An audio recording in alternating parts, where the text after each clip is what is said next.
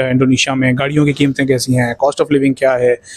E commerce का इनका एक बैकग्राउंड है, ई कॉमर्स एजेंसी चला रहे हैं, ये अमेज़ॉन एक्सपर्ट है माशाल्लाह से। तो मैं पहले थोड़ा सा बता दूं, हमारा इनिशियली मलेशिया का बहुत ज़्यादा प्लान था और हमारा मलेशिया का चक्कर अक्टूबर 2024 में लगा भी था कि जब हम लोग लैंग्वेज प्रॉब्लम की बात करते हैं तो आपको शायद अगर आप एक नॉर्मल दुकानदार के पास जाएं या अगर आप पानी वाले के पास जाएं लेट्स से, तो उसको इंग्लिश नहीं आ रही हो, बस नेशनल पार्क होता है। अच्छा, हम घूमने फिरने के बहुत ज़्यादा शौकीन हैं, बिकॉज ये हमारे लिए भी ऑनेस्टली सरप्राइजिंग था कि हाँ इस टाइप के लोग बैठे हुए हैं जिनको एक्सपोर्ट करने हैं। आके भाई एक्सपोर्ट के किंग है, तो ये आपको डिटेल में बता सकेंगे कि ब्रांड्स, हमारा जो क्लाइंट का रिटेंशन रेट है वो 90% से ऊपर है, जो कि नॉर्मली पाकिस्तानी एजेंसीज में थोड़ा सा कम होता है। और ऑनेस्टली अगर आपको कराची की जो लाइफस्टाइल है उसमें रह के आपको जो टेंशन हो रही होती है, आई थिंक अब मैं जब वापस पाकिस्तान जाऊंगा, कराची जाऊंगा, तो मुझे थोड़ी सी ज़रा मुश्किल होगा एडजस्ट करना। 3 से 4 दफ़ा पोर्च दिखी है और यहाँ पे बाइकिंग कल्चर बहुत ज़्यादा है, तो आपको यहाँ पे टूरिंग बाइक्स भी कंटिन्यूसली दिख रही होती हैं जिस इलाके में हम लोग रह रहे हैं। और रात को अक्सर आपको शायद अभी भी आवाज़ आ रही हो, आपको स्पोर्ट्स बाइक लड़के रात को निकाल रहे होते हैं, अक्सर चाइनीज़ या जापानीज़ लड़के आपको रात में निकाल रहे होते हैं। इनफैक्ट करीब में एक ग्राउंड है, वहाँ पे थोड़ा बहुत ड्रिफ्टिंग कल्चर भी चल रहा होता है। कुछ चीज़ें ऐसी हैं जो इंडोनेशिया में गॉड गिफ्टेड है माशाल्लाह। तेल इनका निकलता है, ठीक है, पेट्रोल अपना 60-70% ये अपना यूज़ करते हैं। 2029 तक इनका टारगेट है 80% तक हम सेल्फ सफिशिएंसी भी चले जाएं। पूरी दुनिया भी तेल को रो रही है, तेल इनके पास पूरा है। पूरी दुनिया 30% तेल खाने का इनसे लेती है। पाम ऑयल इनका अपना निकलता है, कोकोनट ऑयल का अपना निकलता है, गोल्ड ये निकालते हैं, प्लास्टिक का दाना इनका अपना बनता है, लोहा इनका अपना है, ठीक है। और क्या चाहिए, पानी इनका अपना है। ये इंडोनेशिया आपको इस हालत में मिल रहा है जिस हालत में 1960s या 70s में यूके था। जब क्वीन आई थी पाकिस्तान से, बहुत सारे पाकिस्तानियों को लेकर गई थी। आज यूके में पाकिस्तानी इतनी बड़ी कम्युनिटी आबाद है इसी वजह से, क्योंकि 2000 में ऐसे मलेशिया था, 2000 में मलेशिया एग्जैक्टली, जैसे 2010 से बियॉन्ड दुबई था, जैसे 1980s में कोई बंदा यूएस से चला जाए। इंडोनेशिया आज वो है। ये वीडियो आज से 10 साल बाद अगर कोई देख रहा है तो उसको आइडिया होगा कि बात हमने बहुत पहले कह दी थी भाई। बिस्मिल्लाहिर्रहमानिर्रहीम, अस्सलाम वालेकुम वरहमतुल्लाहि वबरकातुहू। आज मैं आकिब महमूद और मेरे साथ मौजूद हैं बासिल जैदी। अस्सलाम वालेकुम। आज हम कनेक्ट कर रहे हैं बासिल भाई के साथ। बासिल भाई का एक इंट्रोडक्शन दे दूंगा। माशाल्लाह से एक पाकिस्तानी यंग एंटरप्रेन्योर हैं और अभी इंडोनेशिया में मुकीम हैं, और ये भी यहाँ बिज़नेस के सिलसिले में आए और इंडोनेशिया का इन्होंने अपना एक एक्सपीरियंस लिया है। आई थिंक 1 साल से तो ज़्यादा हो गया अल्हम्दुलिल्लाह अभी। और आज मैं चाह रहा था इनका बहुत बहुत शुक्रिया कि इन्होंने हमें इतना टाइम दिया, और मैं चाह रहा था कि इनकी ज़ुबानी सुनते हैं कि इंडोनेशिया का एक्सपीरियंस इनका कैसा रहा। जनरल डिस्कशन करेंगे बिज़नेस पॉइंट ऑफ व्यू से, कॉस्ट ऑफ लिविंग के हवाले से, जनरली इंडोनेशिया को कंपेयर करेंगे, देखेंगे इंडोनेशिया कैसा ऑप्शन है।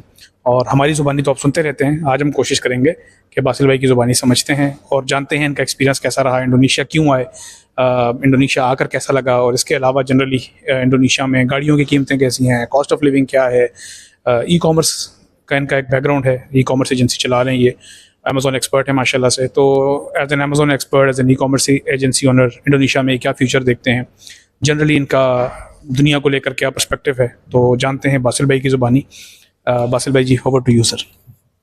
अस्सलाम वालेकुम आकिब भाई, first of all thanks for having me over. Amazon expert मैं अपने आप को नहीं कहूँगा, आई थिंक वो पाकिस्तान में बहुत ज़्यादा है।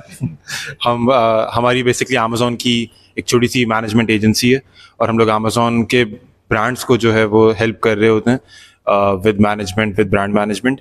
तो हमारा यहाँ पर आने का मैं पहले थोड़ा सा बता दूँ, हमारा इनिशियली मलेशिया का बहुत ज़्यादा प्लान था और हम लोग डी रंटाओ को बहुत ज़्यादा रिसर्च कर रहे थे, बट और हमारा मलेशिया का चक्कर अक्टूबर 2024 में लगा भी था।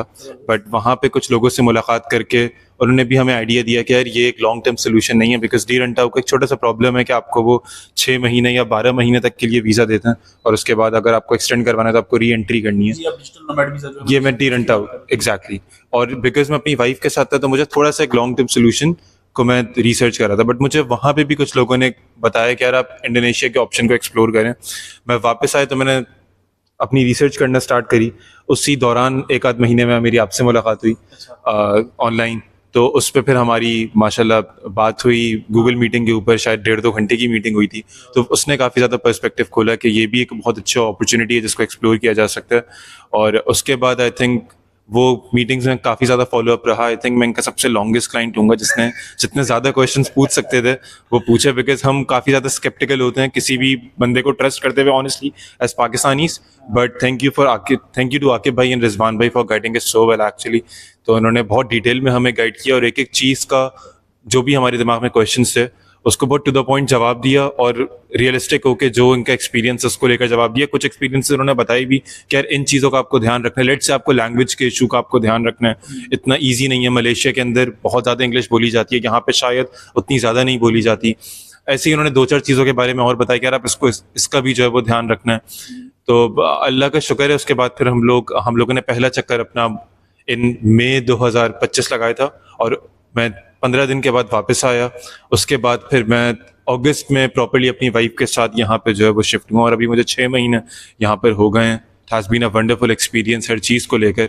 तो डेफिनेटली आप अगर हम, क्योंकि मैं कराची से हूँ, तो वहाँ का जो लिविंग स्टैंडर्ड है या जो लाइफस्टाइल है वो बहुत ज़्यादा डिग्रेडिंग होता जा रहा है दिन ब दिन। और चूँकि आकिब भाई भी कराची में उनकी एजुकेशन है, तो आकिब भाई भी इसको इंडोर्स करेंगे कि कराची के हालात जो हैं वो थोड़े रिवर्स में चल रहे हैं, वो दिन ब दिन बुरे होते जा रहे हैं। तो वहाँ से हमें वैसे भी एक एस्केप राउट चाहिए था, और मगर हमें वो जगह चाहिए थी जहाँ पे हम थोड़ा सा स्टेबल तरीके से रह सकें। और दूसरा हमारा जो वीज़ा स्टेटस है, बिकॉज आके भाई हमारी बात हो रही थी तो आपने भी कहा था कि यार उस वीज़ा स्टेटस को थोड़ा सा ऑप्ट आउट करो जो कि आपको लॉन्ग टर्म जो आपका एक बिजनेस बैकग्राउंड है उसको भी सपोर्ट कर रहा हो। तो डिजिटल नोमैड में थोड़ा सा ये प्रॉब्लम था कि अदर दिन वो आपको 6 महीने 12 महीने के बावजूद वो आपको एक लॉन्ग टर्म वीज़ा सोल्यूशन भी नहीं दे रहा था, और आपका जो वीज़ा स्टेटस था वो भी हल्का था। ये गोरों के लिए बहुत अच्छा है बिकॉज उनके पासपोर्ट्स ऑलरेडी बहुत स्ट्रांग है।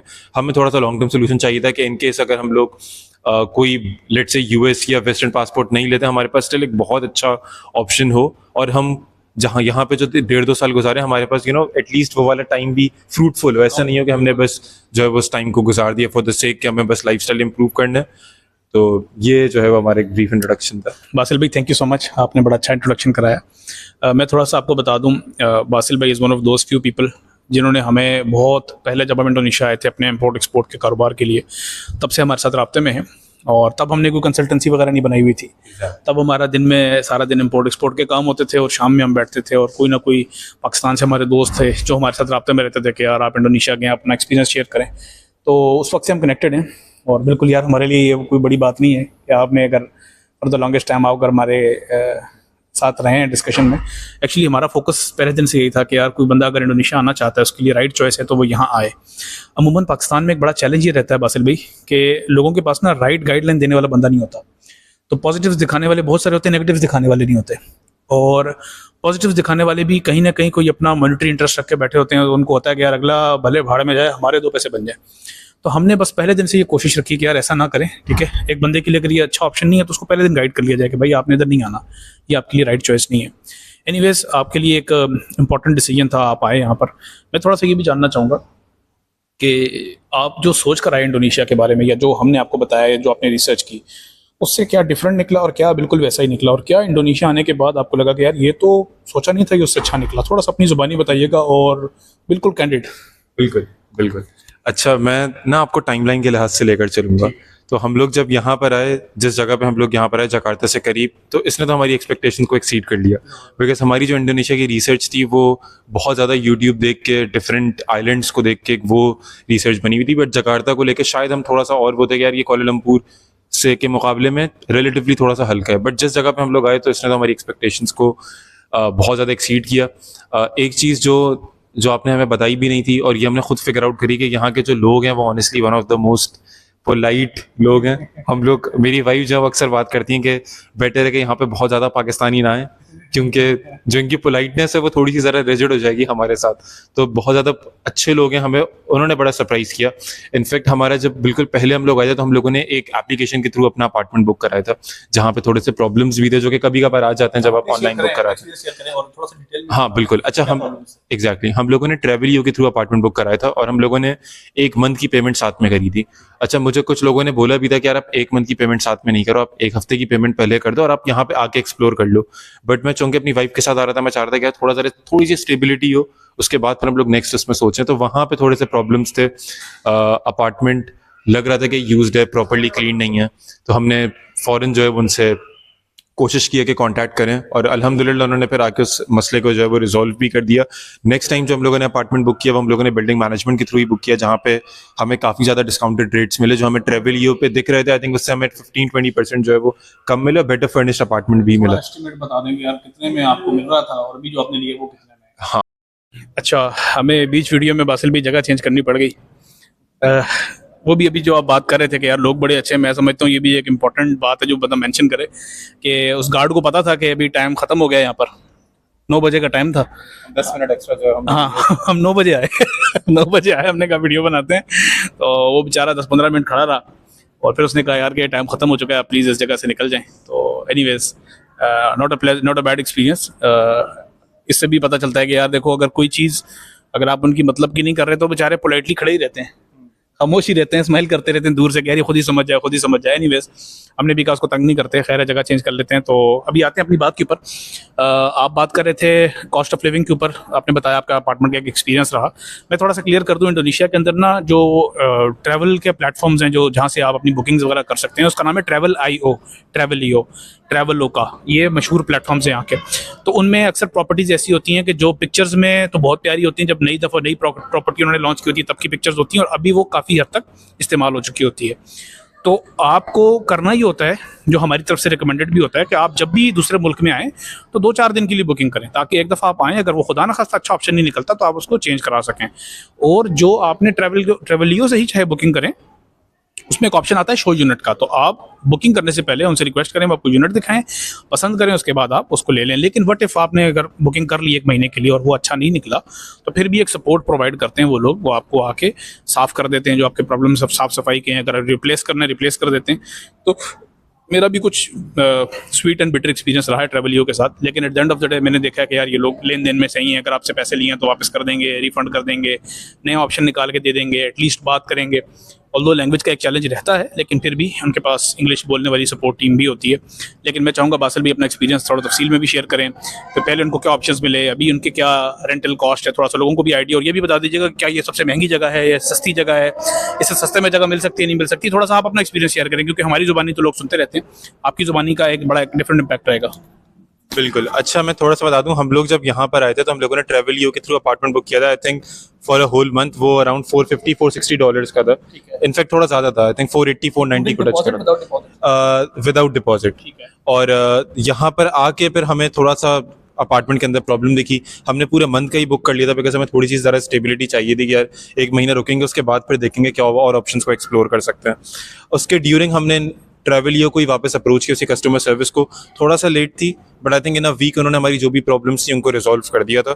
और हमने उसके मीनवाइल बिल्डिंग मैनेजमेंट से रब्ता किया कि वो हमें और मजीद यूनिट्स दिखाएं, जो कि बड़े कोऑपरेटिव हैं, वो बड़े ईजी गोइंग हैं, वो आपको 10-15 यूनिट्स एक साथ भेज देते हैं। इंग्लिश आ रही थी उनको इंग्लिश आ रही थी। अच्छा, यहाँ पे थोड़ा सा ये है कि जब हम लोग लैंग्वेज प्रॉब्लम की बात करते हैं तो आपको शायद अगर आप एक नॉर्मल दुकानदार के पास जाएं या अगर आप पानी वाले के पास जाएं लेट्स से, तो उसको इंग्लिश नहीं आ रही हो, जो I think same problem Pakistan में भी है ऑफ कोर्स। बट अगर आप बिल्डिंग मैनेजमेंट के पास जाएं, अगर आप मॉल्स में जाएं, तो वहाँ पे इंग्लिश का एज सच कोई इतना प्रॉब्लम नहीं है, वो बात को समझ लेते हैं, कम्युनिकेशन ईजी रहती है, इतना कोई इशू नहीं होता। खैर, उन्होंने हमें फिर जो शो यूनिट्स दिखाए उसमें फिर हमें एक पसंद आया और वो हमें बहुत अच्छे प्राइस में जो है वो मिल गया। तो वो हमें अराउंड 350 to 400 के बीच में मिल गया। तो जो हमारी लास्ट प्राइस थी उससे 20-30% कम में हमें बहुत बेहतर जो है वो यूनिट मिल गया। अच्छा, इसमें के बारे में बताइएगा, कितना बड़ा है, कितने कमरे हैं, Exactly. क्या amenities हैं इस प्राइस के अंदर, और लोकेशन कैसी है, थोड़ा सा ये बिल्कुल बिल्कुल। अच्छा, हमारी जो अभी लोकेशन है आई थिंक वो सबसे ज़्यादा प्राइम लोकेशन है, बिकॉज मैं बगैर गाड़ी के यहाँ पे जो है वो रह रहा हूँ। और पाकिस्तान में हम लोग कराची में ख़ास तौर पे हम लोग बगैर गाड़ी के तसव्वुर भी नहीं कर सकते कि हम लोग एक अच्छी लाइफस्टाइल को जो है वो एंजॉय कर लेंगे। यहाँ पे हमारे पास मॉल जो है वो 3-4 मिनट की वॉक पे, हमने जो को वर्किंग स्पेस लिया वो 5 मिनट की वॉक पे, जो हमारा जिम हमने लिया एक काफ़ी अच्छा जिम वो 10 मिनट की वॉक पे। तो हमारे पास ये सारी की सारी जो अम्यूनिटीज़ हैं वो भी 10-15 मिनट की वॉक के अंदर अंदर है।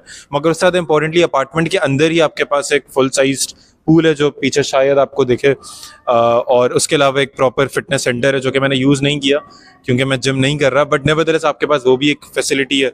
और इन्होंने अभी एक वर्क स्पेस भी आपके लिए खोला हुआ है जिसको ये बुक रूम कह रहे हैं, जहाँ पे आप जाके आराम से, बच्चे कभी पढ़ रहे होते हैं, कभी अक्सर लोग जो है वो काम कर रहे होते हैं, वो भी आपके पास अराउंड 9 बजे तक रात तक खुला हुआ था, जहाँ पे अभी हम लोग लास्ट बैठ के एक छोटा सा हमने शॉट लिया था। तो आपके पास इस वाली कॉस्ट के अंदर ये सब चीज़ें इंक्लूडेड होती हैं, जो कि अपने आप में आई थिंक आकिब भाई हमारे लिए थोड़ा सा डिफरेंट एक्सपीरियंस था। हमारे पास इस कॉस्ट के अंदर जो है वो सारी मेंटेनेंस इंक्लूडेड थी, जो मैं $380-400 की बात कर रहा हूँ, ये पूल का एक्सेस इंक्लूडेड था, जिम इंक्लूडेड था, बुक रूम इंक्लूडेड था। उसके अलावा नीचे आपके पास मल्टीपल रेस्टोरेंट्स बने हुए हैं, क्योंकि जब हम लोग फर्स्ट टाइम आए थे तो मेरा पार्टनर आया था, हमारे पास सच कोई खाने के ऑप्शंस नहीं थे। 1-2 दिन हमें आकिब भाई ने जो है वो सपोर्ट किया, मगर उसके अलावा हम लोगों ने नीचे से ही जो है वो आराम से अपना खाना पीना रखा। तो खाने का क्वेश्चन बाद में आएगा तो फिर उसमें डिटेल में जाएंगे, मगर ये जो है वो अभी सो फार हमारा living experience has been super good so far. अच्छा, थोड़ा सा ये भी बताइएगा कि इंडोनेशिया में आपने डिफरेंट इलाके देखे हैं, नहीं देखे, क्या इंडोनेशिया में आपने ट्रैवलिंग की है, नहीं की, तो आप रेट कैसे करेंगे कि यार अगर एक बंदा पाकिस्तान से बैठ के या इंडिया से बैठ के ये वीडियो देख रहा है तो वो क्या एक्सपेक्ट करेंगे? $350 to $400 एक मीडियम टीयर की लिविंग है, हाई एंड है या लोअर टीयर है? एक रेंज अगर आप बताना चाहें, एक बंदा दो बेडरूम का अगर अपार्टमेंट लेता है, आपने चूंकि 2 बेडरूम का अपार्टमेंट लिया हुआ है, और इस किस प्राइस रेंज को उसकी एक्सपेक्टेशन होनी चाहिए, और ये प्राइस रेंज क्या प्रीमियम में आती है, हाई एंड में आती है, किस कैटेगरी में आप इसको फॉल करेंगे, और इंडोनेशिया के बाकी शहरों के मुकाबले में ये जगह सस्ती है महंगी, ये भी बताइएगा। और इसके अलावा कोई और ऑप्शंस होते हैं बाकी शहरों में, क्या कॉस्ट ऑफ लिविंग होती है, थोड़ा सा उस पर भी एक ओवरव्यू दीजिएगा भाई। अच्छा, जब मैं यहाँ पर आ रहा था कि भाई, तो मैंने एक ही इलाके को जो है वो देखा हुआ था, बिकॉज वो मुझे काफ़ी ज़्यादा समझ आ रहा था। मेरी जिधर आपसे ही बात हुई थी, बट जब मैं यहाँ पर आया तो मेरी रिसर्च थोड़ी सी और एक ज़्यादा एक्सटेंसिव हो गई, यार मैं और ज़्यादा इलाकों को भी ज़रा एक्सप्लोर करूँ। मेरी जो रिसर्च है, आई थिंक आप इस पर एग्री करेंगे कि ये अपने आप में एक हाई टियर इलाका है, और यहाँ पे इनफैक्ट मैं जहाँ पे रह रहा हूँ मुझे बहुत अच्छे पैसों में आई थिंक मिल गया। बट नेवरदलेस हमारे पास और भी अपार्टमेंट्स हैं। मेरा जो अपार्टमेंट है वो 50 मीटर स्क्वायर का है। यहाँ पे अगर हम लोग 70 मीटर स्क्वायर या 120 मीटर स्क्वायर की बात करें तो वो थोड़ा सा लग्जरी में आता है, बिकॉज जो ये अपार्टमेंट्स हैं आपको जो एमिनिटीज़ दे रहे होते हैं कि नॉर्मली आपको आई डोंट थिंक कि मिल रही होती है इतनी ज़्यादा ये इस क्वालिटी की। तो इसके लोअर एंड पे भी अपार्टमेंट्स इनफैक्ट हमें यहीं से दिख रहे होते हैं जो थोड़े से लोअर एंड हैं और इससे भी हायर एंड है। तो आई थिंक अब वो वाली बात है कि आप जितना ज़्यादा हायर एंड जाना चाहो यहाँ पे उसकी लिमिट नहीं है।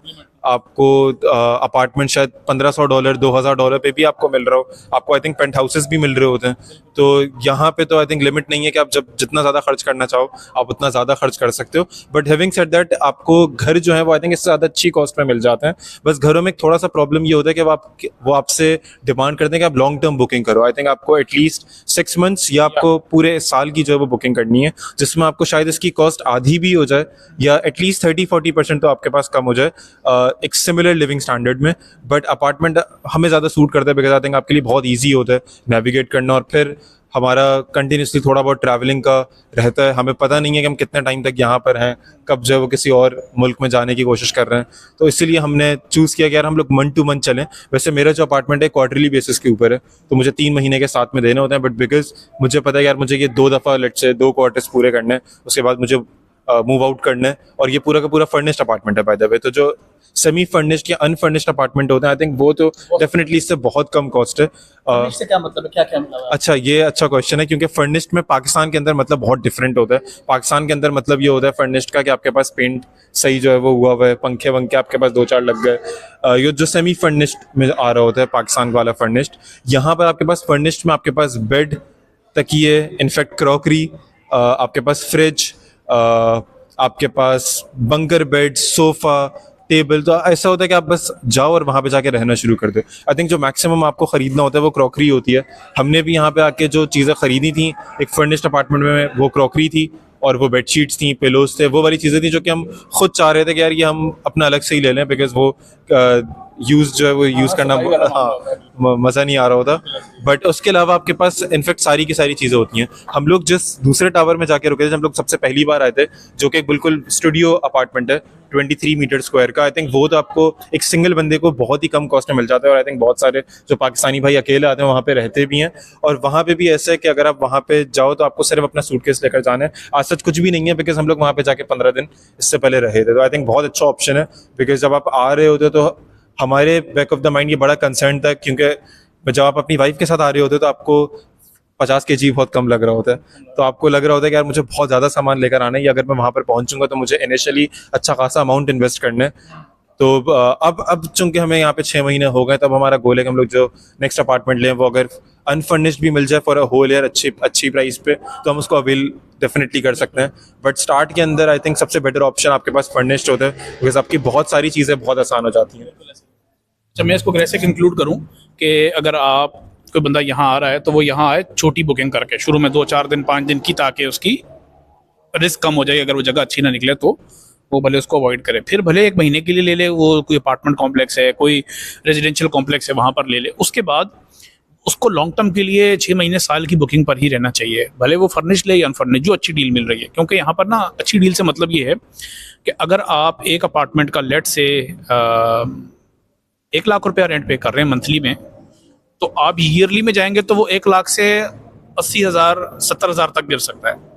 और अगर आप वही ईयरली में अनफर्निश्ड में ले लेंगे तो वो 50,000 60,000 पर भी आ सकता है। इतना डिफरेंस आ जाता है। बहुत से लोग कहते हैं कॉस्ट ऑफ लिविंग का क्वेश्चन वो इंटायरली डिपेंड करता है सबसे पहले बड़े बड़े एक्सपेंस के ऊपर, कि अगर आप इसको ब्रेक कर देंगे, अगर आप मंथली पे ले लेंगे, ईयरली पे ले लेंगे, उससे प्राइस कम होगी। दूसरा, आप कितना सिटी सेंटर से थोड़ा डिस्टेंस पर जाते हैं। अब यहाँ पर इंडोनेशिया के अंदर, जो आप मेरी बात से एग्री या डिसएग्री कर सकते हैं, आप जितना मर्जी सिटी सेंटर से दूर चले जाओ, आपको एक्सेस टू रोड मिलती है, आपको एक्सेस टू नेटवर्क मिलता है, पानी बिजली गैस मिलती है। अगर आप किसी एक मेंटेन्ड और किसी अच्छी सोसाइटी के अंदर रह रहे हैं तो आपको इन चीज़ों की टेंशन नहीं होती, जो कि पाकिस्तान में होती है अमूमन। कि जैसे अगर आप थोड़ा दूर चले जाओगे, कॉस्ट ऑफ लिविंग तो कम हो जाती है, लेकिन बहुत सारे चैलेंजेस बढ़ जाते हैं। सिर्फ एक चीज़ आपको करनी पड़ेगी कि आपको कम्यूट के लिए गाड़ी या मोटरसाइकिल लेना पड़ेगा। वो अगर आप ले लेते हैं तो आप पीछे अगर चले जाते हैं तो यही जो मैंने आपको लाख रुपये बताया, 50,000 पे आ जाएगा, 30,000 पर भी आ सकता है। लेकिन वो डिपेंड करेगा आपकी क्वालिटी ऑफ लाइफ के। अगर आप पाकिस्तान में बहुत लग्जरी जगह से उठ के आ रहे हैं तो आपको वो जगह समझ में नहीं आएगी। लेकिन अगर आप पाकिस्तान में एक आम से इलाके से आ रहे हैं जहां आपका अपना घर था, अभी आपको किराए का घर समझ में नहीं आ रहा, तो थोड़ा सा दूर दराज इलाके, जकार्ता से घंटे 2 घंटे के अंदर अंदर आप जा सकते हैं। और अभी भी जहाँ मैं शहर का नाम बता देता हूँ, BSD सिटी नाम है शहर का। ये हमारी तरफ से एक अच्छा शहर है, लेकिन ये उतना इस्लामिक नहीं है। इस जगह का मुझे एक चैलेंज ये नज़र आया आफ्टर लिविंग हियर, कि यहाँ पर एक प्रॉब्लम ये है कि यहाँ पे चाइनीज़ बहुत हैं, तो यहाँ पर उतना ज़्यादा मुस्लिम इंक्लिनेशन नहीं है। फॉर एग्जांपल, जहाँ हम अभी रह रहे हैं यहाँ पे सारी बातें अच्छी हैं, लेकिन इस कॉम्प्लेक्स के अंदर मस्जिद नहीं है। तो मस्जिद अच्छा यहाँ नहीं है तो इसका मतलब तो नहीं कि पूरे इलाके में नहीं है। यहाँ से 10 मिनट के अंदर मस्जिद है, 5 मिनट के अंदर मस्जिद है, 15 मिनट के अंदर मस्जिद है। यहाँ अगर मैं 1 किलोमीटर के रेडियस में जाता हूँ तो 10 से 15 मसाजिद हैं। लेकिन मेरे लिए ये थोड़ी सी प्रायोरिटी है। तो आफ्टर लिविंग ईयर मुझे थोड़ा सा होता है कि यार नहीं यार, बंदा किसी ऐसी जगह रहे जहाँ मस्जिद हो। तो ऐसे इलाके भी मौजूद है यहाँ पर, वेरियस इलाके हैं। बोगोर है, सेंतुल सिटी है, बंदा जकार्ता में नहीं रहता, बंडुंग चला जाए, जकार्ता में नहीं रहता, बिकासी चला जाए। मेरी तरफ से बिकासी इतना रिकमेंडेड नहीं होता अमूमन।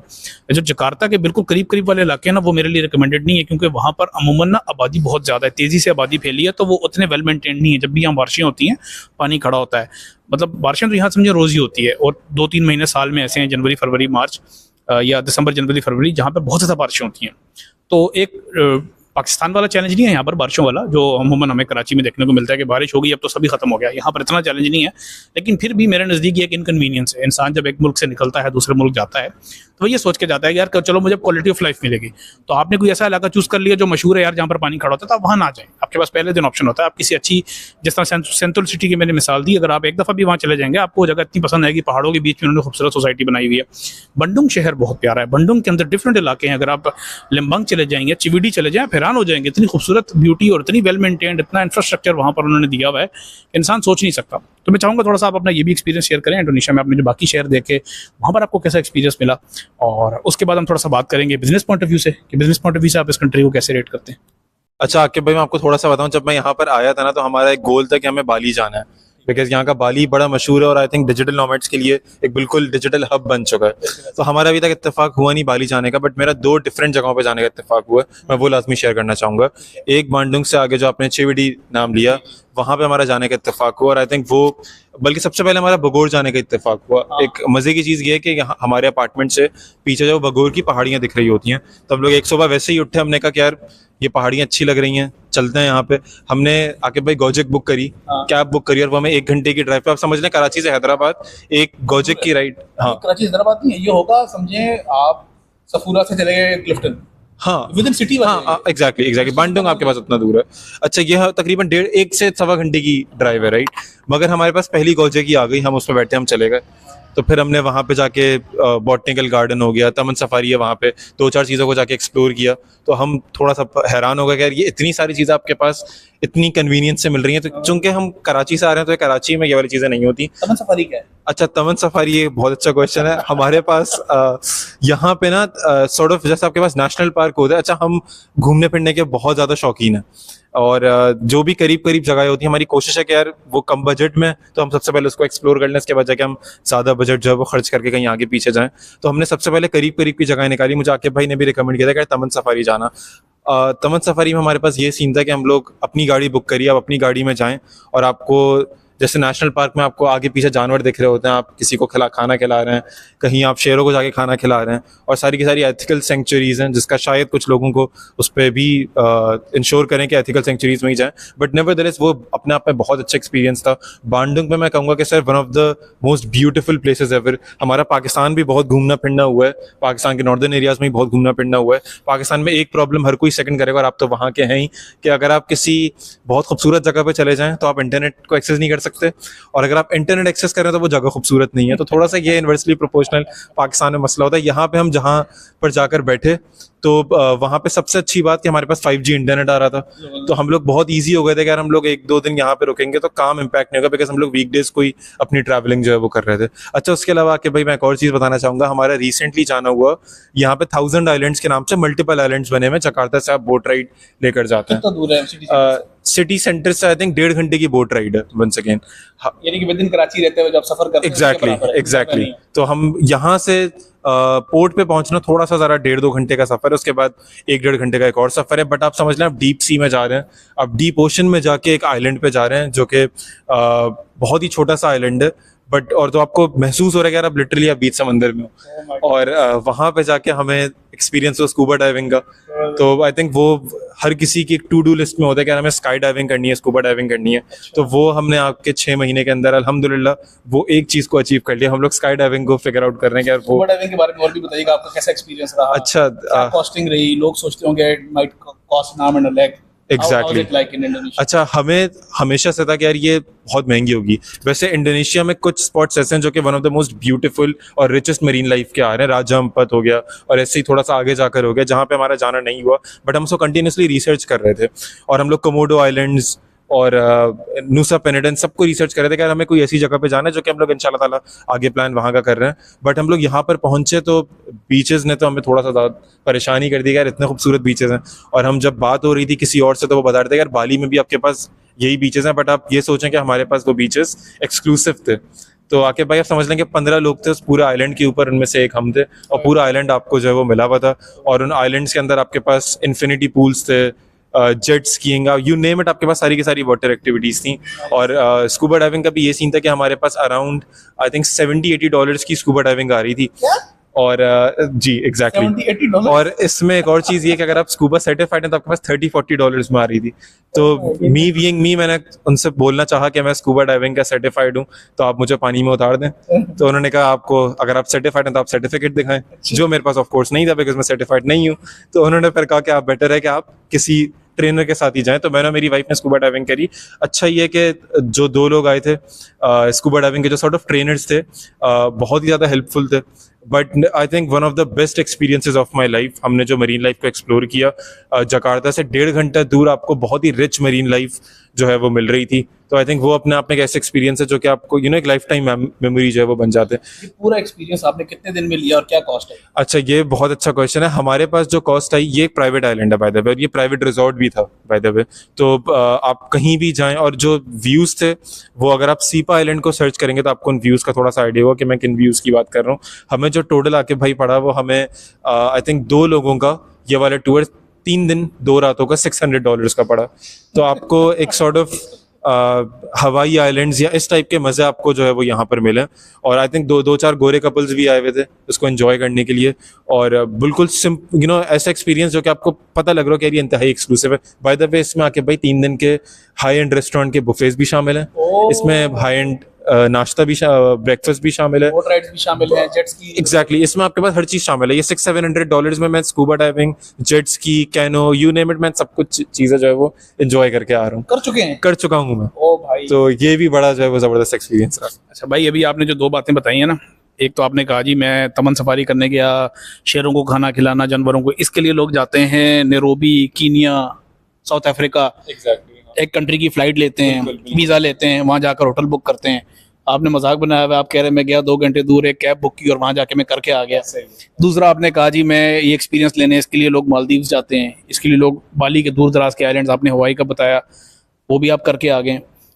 ये जो चीज़ है ना, ये आपने भी ज़बानी बताई है, ये हम भी कहते रहते हैं लेकिन शायद लोगों को इसका आइडिया नहीं हो पाता। इंडोनेशिया की जो सबसे सरप्राइजिंग बात है वो ये है कि जो वैरायटी ऑफ एक्सपीरियंसेस ये देता है, ऑफ लैंडस्केप्स ये देता है, plus at a very minimal cost and with all the infrastructure, ये आपको कॉम्बिनेशन कहीं पर भी नहीं मिलेगा। ये मेरा चैलेंज है, दुनिया में कहीं पर भी नहीं मिलेगा। क्यों? क्योंकि इंडोनेशिया अपने आप में एक यूनिक कंट्री है जहाँ पर 17,000 जजीरे हैं। 17,000 जजीरे, डिफरेंट टेरेन्स हैं भाई। अभी जहाँ हम बैठे हुए हैं, यहाँ से अगर मैं नॉर्थ की तरफ जाऊँगा तो मैं समंदर पे पहुँच जाऊँगा, जहाँ यहाँ 1000 आइलैंड्स की बात कर रहे हैं। यहाँ से ईस्ट की तरफ जाऊँगा तो मैं बोगोर पहुँच जाऊँगा, जहाँ पर पहाड़ियाँ हैं जो बिल्कुल मरी की तरह है। और मैं समझता हूँ मरी उसके साथ कंपेरेबल नहीं है। मैं पाकिस्तानी हूँ, मुझे बड़ी मोहब्बत है अपने इलाके से, अपने लोगों से, अपने मुल्क से, लेकिन इसके बावजूद मैं बोलूँगा बोगोर बहुत अच्छा है भाई, बहुत वेल मेंटेन्ड है। कहीं पर भी चले जाएं आपको हर सहूलत मिलेगी। फैमिली के लिए मसाजिद मिलेंगी, वॉशरूम्स मिलेंगे, इंटरनेट मिलेगा, बेहतरीन रेस्टोरेंट्स मिलेंगे, रहने के लिए अच्छी जगह मिलेंगी, and it will not cost you N arm and a leg. जैसे मरी में हम जाते हैं, लोग वहाँ पर मैनिपुलेट कर रहे हैं, एक्सप्लॉइट कर रहे हैं आने वाले से, पार्किंग के नाम पर कितने पैसे लेते हैं, वहाँ पर रहने के हिसाब से कितने बेकार होटल्स के कितने पैसे लेते हैं। यहाँ आप पाकिस्तानी 2500-3000 रुपये में एक अच्छा होटल बुक कर सकते हैं, बहुत अच्छा लग्जरी, जिसको आप 5 स्टार एक्सपीरियंस कहते हैं, वो 5 से 8,000 रुपये, 10,000 रुपये के अंदर आप ले सकते हैं पर नाइट के हिसाब से। यहाँ से आप साउथ ईस्ट की तरफ चले जाएंगे तो बंडुंग पहुंच जाएंगे। अच्छा, ईस्ट की तरफ जो मैंने आपको बताया, वो जो तमन सफारी के एक्सपीरियंस ये लेकर आए हैं, साउथ ईस्ट की तरफ जाएंगे तो बंडुंग चिविडी पहुंच जाएंगे। ये तो मैं आपको अभी सिर्फ जकार्ता से 2-2.5 घंटे 3 घंटे के रेडियस की बात कर रहा हूँ भाई। अगर आप इधर से निकलेंगे तो आप सर पकड़ लेंगे, आप बोलेंगे भाई ये मैंने क्या देख लिया। मैं अभी जनवरी का पूरा महीना अल्हम्दुलिल्लाह हमने पूरा एक रोड ट्रिप किया इंडोनेशिया के अंदर, तकरीबन 4,500 से 5,000 किलोमीटर का, और जिसमें हमने इंडोनेशिया का जावा आइलैंड पूरा कवर किया, जो कि मेजॉरिटी ऑफ इंडोनेशियन पॉपुलेशन यहाँ रहती है। 16-17 करोड़ लोग इस आइलैंड पे रहते हैं। तो starting from Jakarta all the way to Surabaya, और उसके बाद फिर हमने ड्राइव करते हुए हम गए थे, और उसके बाद हमने फेरी के अंदर अपनी गाड़ी भी लोड की, खुद भी हम लोड हुआ, फिर हम बाली गए, फिर हमने बाली को एक्सप्लोर किया। मैंने जितनी वैरायटी ऑफ एक्सपीरियंसेस इस एक ट्रिप के अंदर लिए हैं, और कितनी अफोर्डेबल कॉस्ट के अंदर अफोर्डेबल लग्जरी मैंने एंजॉय की है, ये मैं ज़िंदगी में सोच भी नहीं सकता।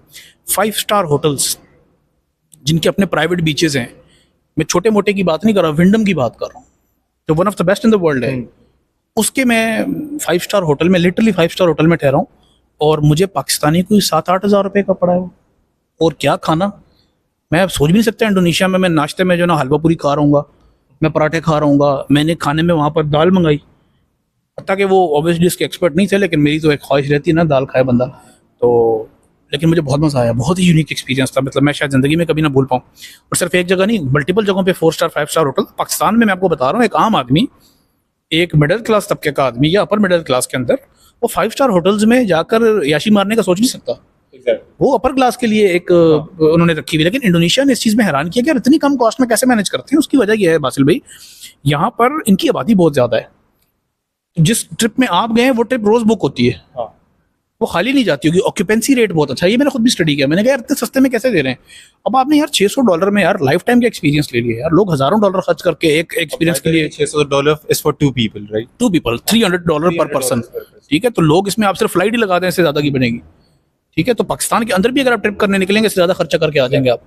तो मैं ज़ाती तौर पर ये समझता हूँ, ये एक ऐसा फैक्टर है, अगर कोई बंदा ट्रैवलिंग का शौकीन है और वो चाहता है वो ज़िंदगी जिए नहीं इंजॉय करे, ज़िंदगी काटे ना, प्रॉपरली जिए और इंजॉय करे, उसके लिए यहाँ पर इतनी चीज़ें हैं करने को कि वो बोर नहीं होगा, और हर हफ्ते हर महीने वो नई नई जगहों पर जाता रहे, उसको ऑप्शंस की कमी नहीं आएगी। जो लिम्बांग चिविडी की आपने बात की, हमने वो भी एक्सपीरियंस किया, हमने चिरेबोन एक्सपीरियंस किया, हमने सुराबाया देखा, सिमारंग देखा, युगजकार्ता देखा, सुराबाया, बयुंगी, गिलीबानुक, बाली का आइलैंड देखा। मैं समझता हूँ अभी भी मैंने कुछ नहीं देखा।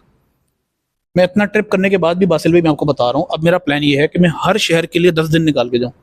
हर शहर में इतना कुछ है देखने को। इतनी ज़बरदस्त लेक्स हैं, इतनी ज़बरदस्त माउंटेन्स के लैंडस्केप है। मैं वैसे माउंटेन लवर हूँ, लेकिन मुझे भी बीचेस बड़े पसंद आए। हम ऐसे ऐसे बीचेस पे गए कि मैं आपको वर्ड्स में नहीं बता सकता। तो ये इतना अफोर्डेबली, इतना ईजीली अवेलेबल होना।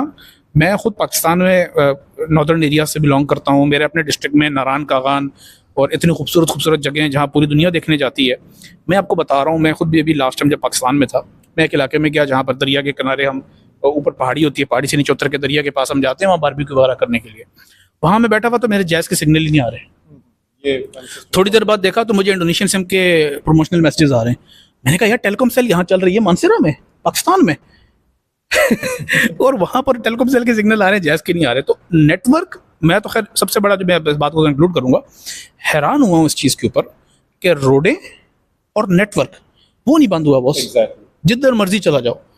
तो ये हमारे लिए, हम तो इतने मतलब वो थी इतने मुश्किल हालात से निकल के आए हैं कि हमें तो यही चीज़ें बहुत ज़्यादा लगती हैं। हम तो कहते हैं यार रोड है, बिल्कुल। और अल्लाह का शुक्र है सेफ्टी, अल्लाह का शुक्र है सिक्योरिटी। तो ये खैर मैं तो अभी अपना एक्सपीरियंस शेयर करने लग गया हूँ। आपने एक बात की तो मैं थोड़ा सा आपसे जानना चाहूँगा आपके बिजनेस के हवाले से भी, आप थोड़ा सा उस पर भी रोशनी डालिएगा।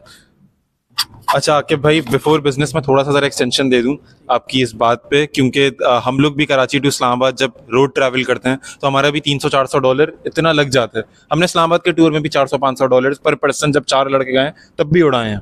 और एक चीज़ जो थोड़ा सा बॉदर करती है आपको, वो सबसे नंबर 1 है सिक्योरिटी। तो अगर आप कराची से इस्लामाबाद सिर्फ एक रोड ट्रिप कर रहे हैं तो आपको पता है कि कम से कम आपके पास 3-4 आपके पास सिंध में टोल प्लाजा आएंगे व्हाटएवर, बट आपके पास एक सिक्योरिटी का कंसिस्टेंट जो है वो इशू होता है। और हम लोग अक्सर जब ट्रैवल करते हैं, हम लोग रात को ट्रैवल करते हैं ताकि हम लोग एक दिन के अंदर ही जो है वो सफ़र कर लें, जो कि आई थिंक वाइफ के साथ थोड़ा सा मुश्किल होता है, आपको थोड़ा सा ज़्यादा चैलेंजिंग ड्राइव होती है। बट यहाँ पे आई थिंक वो आपको बहुत ईजी रहा। इनफैक्ट हम लोग बांडुंग में जो चेवडी की बात हो रही है वो थोड़ा सा रिमोट एरिया है, और हम लोग, आप यकीन करें कि हम लोग वहाँ पे जब गए, एक दिन हम लोग रिजॉर्ट में रुके, उसके बाद हम लोग बाहर निकले और हम लोग पैदल पूरी पहाड़ी उतरने लगे। और at any moment of time मुझे ये नहीं महसूस हुआ कि मैं अपनी वाइफ के साथ जा रहा हूँ कि यार ये थोड़ा सा मसला है, हम लोग वापस आ जाएं। वहाँ पे करीब में आपके पास, आपने एक और चीज़ मेंशन शायद नहीं करी, यहाँ पे आपके पास करीब वॉल्केनो के भी एक्सपीरियंसेस हैं, तो आप एक्टिव वॉल्केनोज को भी जाके टच कर सकते हैं आप लोग। इनफैक्ट मुझे आकिब भाई बड़ी इंटरेस्टिंग बात पता लगी, जो कि शायद इतनी ज़्यादा मज़े की नहीं हो, कि हम लोग एक किसी एक्टिव फॉल्ट लाइन के ऊपर भी शायद बैठे हुए हैं। तो अल्लाह ताला खैर करे, हम लोग एक एक्टिव फॉल्ट लाइन के ऊपर अभी बैठे हुए हैं। तो इसीलिए यहाँ पे जो वॉल्केनोज हैं वो भी थोड़े से 100 साल पहले कभी इरप्ट हुए थे। हमारे पास हॉट स्प्रिंग्स भी हैं, यहाँ पे बीचेस भी हैं, और साथ में इसीलिए यहाँ पे बहुत अच्छी माउंटेन्स भी हैं। मैं इस बात पे बात करना चाहूँगा। अच्छा, मैं जब मैं इंडोनेशिया आ रहा था, मैं अपना एक्सपीरियंस भी थोड़ा सा शेयर करता हूँ।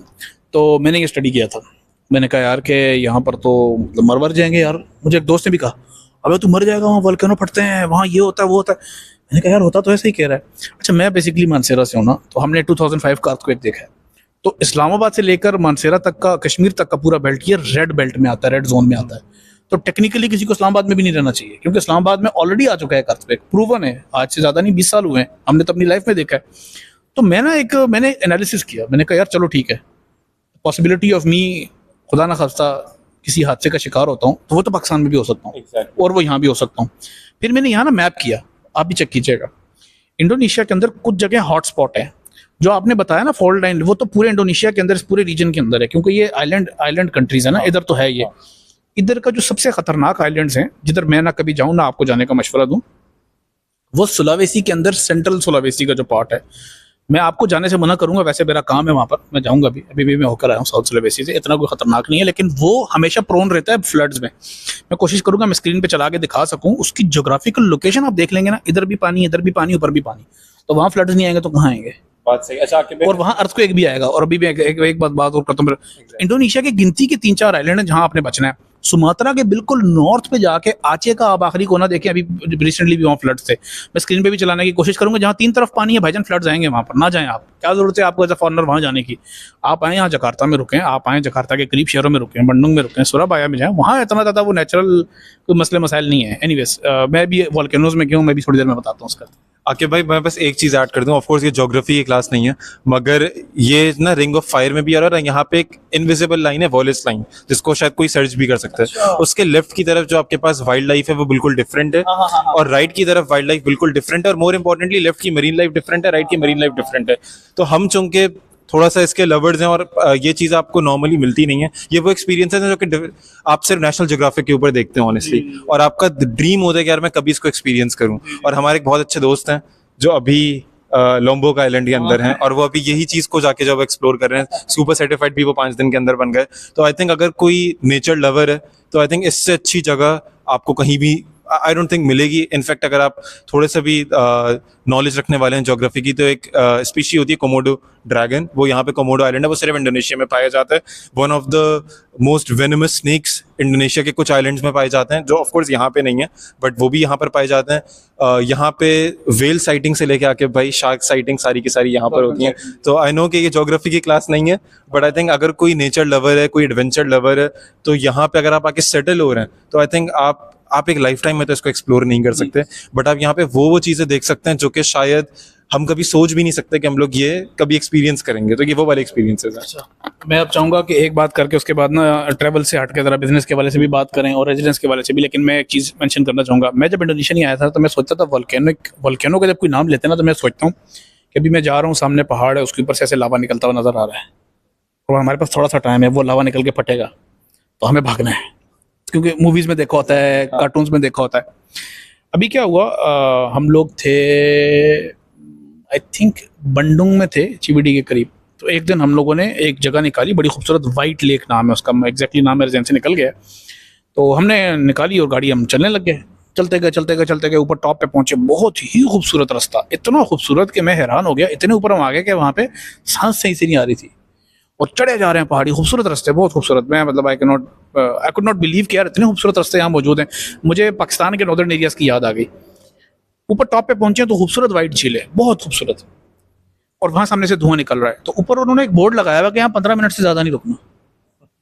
मैं फैमिली को लेकर पहुंचा हुआ, अच्छा मैंने कहा यार व्हाट्स द सीन ना, मैंने स्टडी किया, वो एक्टिव वोल्केनो था, हम उसके ऊपर खड़े थे। खूबसूरत वाइट झील है, उसको हमने एंजॉय किया, धुआं भी था, जाहिर सी बात है सल्फ्यूरिक होता है वो, it's dangerous, people should not go. लेकिन वहां उन्होंने इतना इंफ्रास्ट्रक्चर दिया हुआ बासिल भाई, हर चीज वहां मिल रही, हर चीज अवेलेबल, वॉशरूम, मस्जिद, बच्चों के लिए जगह अलग, इवन व्हील चेयर वाले को लेकर जाना उसके लिए जगह अलग। फिर अगर आप घर के बूढ़े बुजुर्गों को लेकर आ रहे हैं तो एक नीचे झील में जाने का रास्ता है और एक ऊपर बूढ़े बुजुर्गों का एक उन्होंने पैनोरामिक व्यू वाली जगह दी हुई है। I wish I could show you in this video, मैं आपको दिखाऊंगा इंशाल्लाह, कोशिश करूंगा। ऊपर से बूढ़े बुजुर्ग बैठ के देखें। अब बूढ़े बुजुर्ग का काम क्या बनता है वोल्केनो पे जाने का, लेकिन इन्होंने देखो एक एक्सेस दी हुई है, आसानी दी हुई है। चले, ये एक्सपीरियंस मेरा इतना अच्छा नहीं था, मैं समझता हूँ कि वो मुझे नहीं जाना चाहिए था, और लेकिन मेरे लिए जिंदगी का एक लाइफ टाइम एक्सपीरियंस हो गया। इतनी खूबसूरत झील मैंने देखी, पहाड़ के बिल्कुल टॉप पे थी। उसके बाद मैंने एक और वोल्केनिक चीज़ें देखी। वो कहाँ देखी, वो मैंने देखी किंतामानी में, बाली आइलैंड के अंदर। अब बाली में मैं माउंटेन लवर, और मैं कुछ ज़्यादा ये बुद्धिस्ट और ये वो एक्टिविटीज़ इतनी ज़्यादा मैं अप्रिशिएट नहीं करता। मैं ज़ाती तौर पर चाहता हूँ कि यार एक रिलीजियस एक्टिविटी है, उसके बंदा फासले भी रहे, कल्चरल है वो एक अलग बात है। तो बाली में ना मैं उबुद के सेंटर में रुका हुआ था बहुत ज़्यादा। वहाँ पर उन दिनों एक इनका कोई 25 साल में एक फेस्टिवल होता है, इत्तेफाक से मैं उसी वक्त वहाँ मौजूद था। तो हर तरफ पूजा पाठ चल रही है, सब हो रहा है।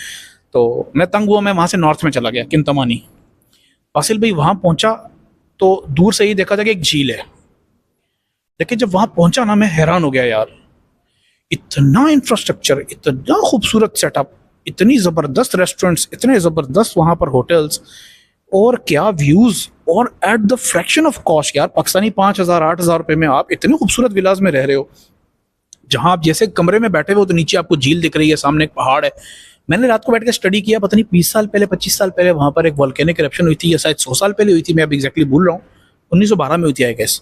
उसमें क्या हुआ था कि वोल्केनिक इरप्शन हुई थी, और पता नहीं 28,000 साल पहले यहाँ पर ये पहाड़ियाँ नमूदार हुई थी, तो वो एक तरह से ज़मीन से निकली और उसमें पानी दरमियान में टिक गया और वो झील बन गई। उसकी एक हिस्ट्री मैंने पढ़ी, इतना फैसिनेटिंग है। भाई वोल्केनो के ऊपर बैठे हुए और वोल्केनो खत्म हो चुका है, मतलब सूखा हुआ है, अभी नहीं पड़ना उसमें, लेकिन उसके ऊपर बैठे हुए पूरा शहर आबाद हुआ हुआ। आज से 100 साल पहले यहाँ पर फटा था और लोग तो, और जहाँ पर वो जिस जगह पर वो लावा बहा था वो जगह काली हुई थी, बाकी जगह वाइट दिख रही। ये लाइफ टाइम एक्सपीरियंसेस हैं, ये मैं जिंदगी में नहीं इमेजिन कर सकता था। मैं वहाँ गया, ना कोई सांस का मसला, ना वहाँ पर इंफ्रास्ट्रक्चर का मसला, इतने खूबसूरत होटल्स, इतने ज़बरदस्त। और वहाँ की इतनी मज़े की बात है कि वहाँ ज़मीन में पानी गर्म है, तो हर होटल वाले ने क्या किया हुआ है, कमरे में एक पूल बनाया हुआ है, तो आप उस पूल में वो गर्म पानी, इतना मज़े का गर्म बासिल भाई, गर्म पानी तो घर में भी आता है, लेकिन उसका जो एक्सपीरियंस है ना, मैं वो नहीं भूल पाऊंगा। तो वो आप वो नेचुरल टैप खोलते हो और वो पानी आता है, उसमें आप बैठ जाते हो और वो 15-20 मिनट तक गर्म रहता है। फिर आपने ट्रेन की ओर खोल दिया, तो हर जगह वहाँ पर उन्होंने होटल्स बनाए हुए, खाने पीने के ऑप्शंस दिए हुए। इवन वहाँ पे हमने इंडियन खाने खाए, हमने पानी पूरी खाया, वहाँ पे चाट खाया, चाय पिए यार। मतलब इतने ऊपर जाकर, इतने दूर, और वहाँ हमें ये फैसिलिटीज़ मिल रही हैं, मैं तो इमेजिन नहीं कर रहा था वैसे। तो मेरे लिए तो Indonesia every other day, every week, every month, it is surprising me. अब मैं चाहूँगा थोड़ा सा हम बिजनेस के वाले से भी बात करें। आप एक ई कॉमर्स एजेंसी ओनर हैं, आपका काम ही नहीं बनता इंडोनेशिया आने का। आप यूएसए जाएं, यूके जाएं, लोग जहाँ पर जा रहे हैं, पूरी दुनिया जा रही है। Why did you choose the path that does not follow what the masses are doing? What are you doing in Indonesia, and how was your experience in terms of business? Is there anything in e-commerce in Indonesia? Please share your perspective as someone जो कि e-commerce industry से belong करता है। अच्छा, this is a very good question Aqib भाई। मैं honestly बताऊंगा, मैंने बहुत ज़्यादा एक्सपेक्टेशंस लगा के नहीं रखी थी, बिकॉज हम ऑनेस्टली इसको ट्रीट कर रहे थे कि यार हमें एस्केप राउट चाहिए पाकिस्तान से, और मोर इम्पोर्टेंटली हम एक रिमोट जगह पे बैठ के अपना काम जो है वो मैनेज कर लेंगे। तो हम लोगों ने बहुत ज़्यादा अमेजोन की एक्सपेक्टेशंस यहाँ से नहीं लगाई थी कि यहाँ से या ना यहाँ पर अमेजोन प्रेजेंट है, और बाली में शायद ई कॉमर्स एंटरप्रेन्योर्स हों, मगर जहाँ पे हम लोग हैं वहाँ पे शायद इतने ज़्यादा ना हो। बट सरप्राइजिंगली आई थिंक ये मैं बहुत यूनिक हूँ कि मेरे साथ ये वाला एक्सपीरियंस हुआ। आई एम वेरी थैंकफुल कि ये एक्सपीरियंस मेरे साथ हुआ। आई डोंट थिंक कि ये एक्सपीरियंस नॉर्मली दूसरे एंटरप्रेन्योर्स के साथ यहाँ पर हुआ है। वो ये कि यहाँ पे एक टॉप की ई कॉमर्स की कंपनी है। मैं कंटिन्यूसली जब मैं आ रहा था, मैं लिंक्डइन के ऊपर उनसे कंटिन्यूसली मल्टीपल लोगों को अप्रोच करना चाह रहा था, तो वहाँ से एक आध रिस्पॉन्स आया, मैंने जाके उनसे मीटिंग फिक्स कर ली, और without keeping any expectation in my mind मैंने कहा चलो यार जाकर मिलते हैं, देखते हैं क्या क्या बात हो रही है। मैं उनसे जाकर मिला तो उनसे बहुत अच्छी बातचीत हो गई, और फिर थोड़ा सा पता लगा कि यार ये लोग अमेजोन के अंदर काफ़ी ज़्यादा इन्वेस्टेड हैं। तो उन्होंने मुझे आके, भाई आप यकीन करें, उन्होंने मुझे एज अ गेस्ट स्पीकर बुला लिया। अब पाकिस्तान के अंदर हम तस्वीरें चला सकते हैं आप चला सकते देख के चलाइएगा, कोशिश करते हैं डिटेल्स ब्लर आउट करके आप चलाइएगा। एग्जैक्टली अच्छा, उनके साथ अब ऐसा सेटअप हुआ कि जब हमने उनसे थोड़ा बहुत अपना काम डिस्कस किया, तो she was also impressed, although she is a very big entrepreneur. ये वो वाले लोग हैं जो कि, अच्छा इंडोनेशिया में एक थोड़ी सी चीज़ ये है जो कि मैंने नोटिस करी है कि जो मेजोरिटी ऑफ बिजनेसमैन है वो या तो चाइनीज़ डिसेंडेंट्स हैं या वो चाइनीज़ हैं। तो हम इनको इंडो चाइनीज़ लोग कहते हैं। चिंडो थोड़ा सा डेरोगेटरी जो है वो टर्म है, बट इनको इंडो चाइनीज़ लोग क्या कहा जा रहा होता है। तो उनकी एक्चुअल में फैक्ट्रीज हैं, पीछे से मैन्युफैक्चरर्स हैं, उनका जो मेजॉरिटी ऑफ नेटवर्क है वो गवर्नमेंट वाला नेटवर्क है। तो आप समझ लें कि पाकिस्तान में आप एक एलीट नेटवर्क के साथ कनेक्टेड, और हम लोग पाकिस्तान में इतना ज़्यादा इन नहीं थे, बिकॉज हम अपना काम करके बिल्कुल साइड पे अलग से आराम से बैठे हुए होते थे। बट यहाँ पे इन लोगों ने हमें with open arms honestly welcome किया। तो हम लोग उनके गेस्ट स्पीकर के सेशंस में गए, उसके बाद हमने एक छोटा सा उनके साथ जॉइंट वेंचर भी किया, जो कि अल्हम्दुलिल्लाह बहुत ज़बरदस्त रहा। और मोर इम्पॉर्टेंटली आप यकीन करें कि हमें उनसे मिले हुए 2 महीने हुए थे, तो आप समझ लें जो में 8 दिन हुए थे, और उनमें से किसी एक बंदे की शादी थी, जिसमें हम लोगों ने एक इंडोनेशियन हाई एंड शादी का भी एक जो है वो एक्सपीरियंस किया, जो कि अपने आप में एक बड़ा ज़बरदस्त एक्सपीरियंस था। उसका मैं एक मज़े का किस्सा सुनाऊंगा। पाकिस्तान के अंदर जो लिफाफा होता है वो आप एंड ऑफ शादी दे रहे होते हो ना, यहाँ पर आप जब जा रहे होते हो अपने आप को रजिस्टर करवा रहे होते हो कि आप मेहमानों में आपने जो है वो टिक करवा दिया, बिकॉज आई डोंट थिंक यहाँ पे वाला कॉन्सेप्ट है कि 2 लोगों को बुलाया और पीछे से 8 लोग लेकर आ गए। तो इनमें जितनी तमीज़ है ये वाली हरकत करेंगे भी नहीं। बट हमें भी 2 लोगों की इन्विटेशन थी, मुझे और मेरी वाइफ को। हम लोग वहाँ पर गए और उन्होंने हमसे नाम टिक करवाए, हमने कहा थैंक यू, और उस टाइम पे लिफाफा देना होता है, हमने नहीं दिया, हम आगे चले गए। अब जब हम लोग आगे गए, हमने पूरा तकरीब वगैरह एंजॉय करी। फिर उसके बाद मैंने पूछा कि यार हमें जो है वो गिफ्ट कब देना। उन्होंने कहा आपने स्टार्ट में नहीं दिया। मैंने कहा नहीं। उन्होंने कहा उन्होंने आपसे नहीं पूछा। मैंने कहा नहीं। फिर हम वापस गए, हमने कहा भाई वेरी वेरी सॉरी, हमें जो है गिफ्ट देना। तो ये बिल्कुल विद अ स्माइल उन्होंने हमें वेलकम किया कि अगर गिफ्ट नहीं आप दे रहे तब भी आप वेलकम है, आप दे रहे हैं आप तब भी वेलकम है। तो फिर हमने उनको जो है वो दिया। तो I think wonderful experience in terms of business. मैं एक और चीज़ भी बोलना चाहूँगा कि ऑल्दो यहाँ पे डायरेक्टली शायद अमेजोन के क्लाइंट्स आपको नहीं मिले, जिसको हम कहते हैं, जो कि आपको शायद यूएस के अमेजोन सेलर के इवेंट में ऑफ कोर्स मिल रहे हो। तो उसके लिए यहाँ पे ना करीब में इवेंट्स भी हो रहे होते हैं। मैं इसको भी मेंशन करना चाहूँगा। हमने यहाँ पे थाईलैंड के अंदर एक कॉन्फ्रेंस जाके अटेंड करी थी, और यहाँ पे इसी रीजन के अंदर आपके पास, चाहे वो मलेशिया हो, स्पेशली आपके पास शेंजन हो चाइना में, जहाँ पे अभी तक मेरा जाना नहीं हुआ है, हांगकॉन्ग हो, सिंगापुर हो, और थाईलैंड हो जहाँ पे मेरा जाना हुआ है, वहाँ पे आपके पास कंटिन्यूसली ई कॉमर्स के इवेंट्स हो रहे होते हैं। एग्जैक्टली, बाली के अंदर भी हो रही होती हैं। तो आप वहाँ पे जाके भी आई थिंक आप अच्छा खासा अपना क्लाइंटेल यूज़ कर सकते हैं। हमें थाईलैंड में बहुत फ़ायदा हुआ, और वो हमारी जो कॉन्फ्रेंस थी वो अक्टूबर नवंबर के टाइम पे ही हुई थी। और बिकॉज यहाँ से टिकट्स बहुत ज़्यादा सस्ते हैं, आई थिंक मुझे यहाँ से रिटर्न टिकट शायद $250 का मिला था पर पर्सन। तो $125 आई थिंक ये कराची टू इस्लामाबाद वाली टिकट के पैसे हैं, जिसमें हम लोग जो है वो पाकिस्तान से थाईलैंड, और थाईलैंड में भी हमें किसी और शहर जाना था, बैंकॉक नहीं था। और वो हम लोग जा रहे थे जब लैंटन फेस्टिवल होता है, वो बेसिकली chiang mai के अंदर कॉन्फ्रेंस थी। तो वो chiang mai अपने आप में बहुत अच्छा एक्सपीरियंस था। तो आई थिंक एक और अच्छी बात जो मुझे यहाँ से मिली है वो ये कि आपके पास अक्सर जो चीज़ें हैं वो काफ़ी ज़्यादा क्लोज हैं।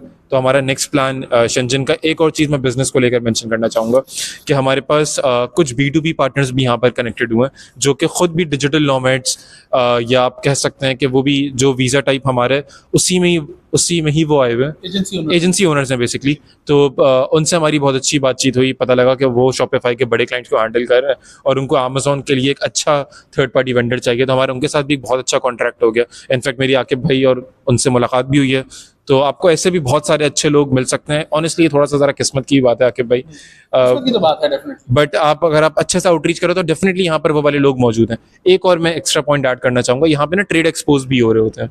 अच्छा, ट्रेड एक्सपोज के अंदर ये थोड़ा सा इनसाइडर ट्रेड सीक्रेट है कि हम लोग किस तरीके से अप्रोच कर रहे हैं। तो जो ब्रांड बेसिकली ट्रेड एक्सपो में आके एक एक्सपोर्टर को ढूंढ रहे हैं तो वो डेफिनेटली इंटरेस्टेड है अपने प्रोडक्ट को वेस्ट में लेकर जाने के लिए। अच्छा, अमेजोन के अंदर एक होलसेल बिजनेस मॉडल होता है जहाँ पे आप एक्सक्लूसिव रीसेलिंग करते हो।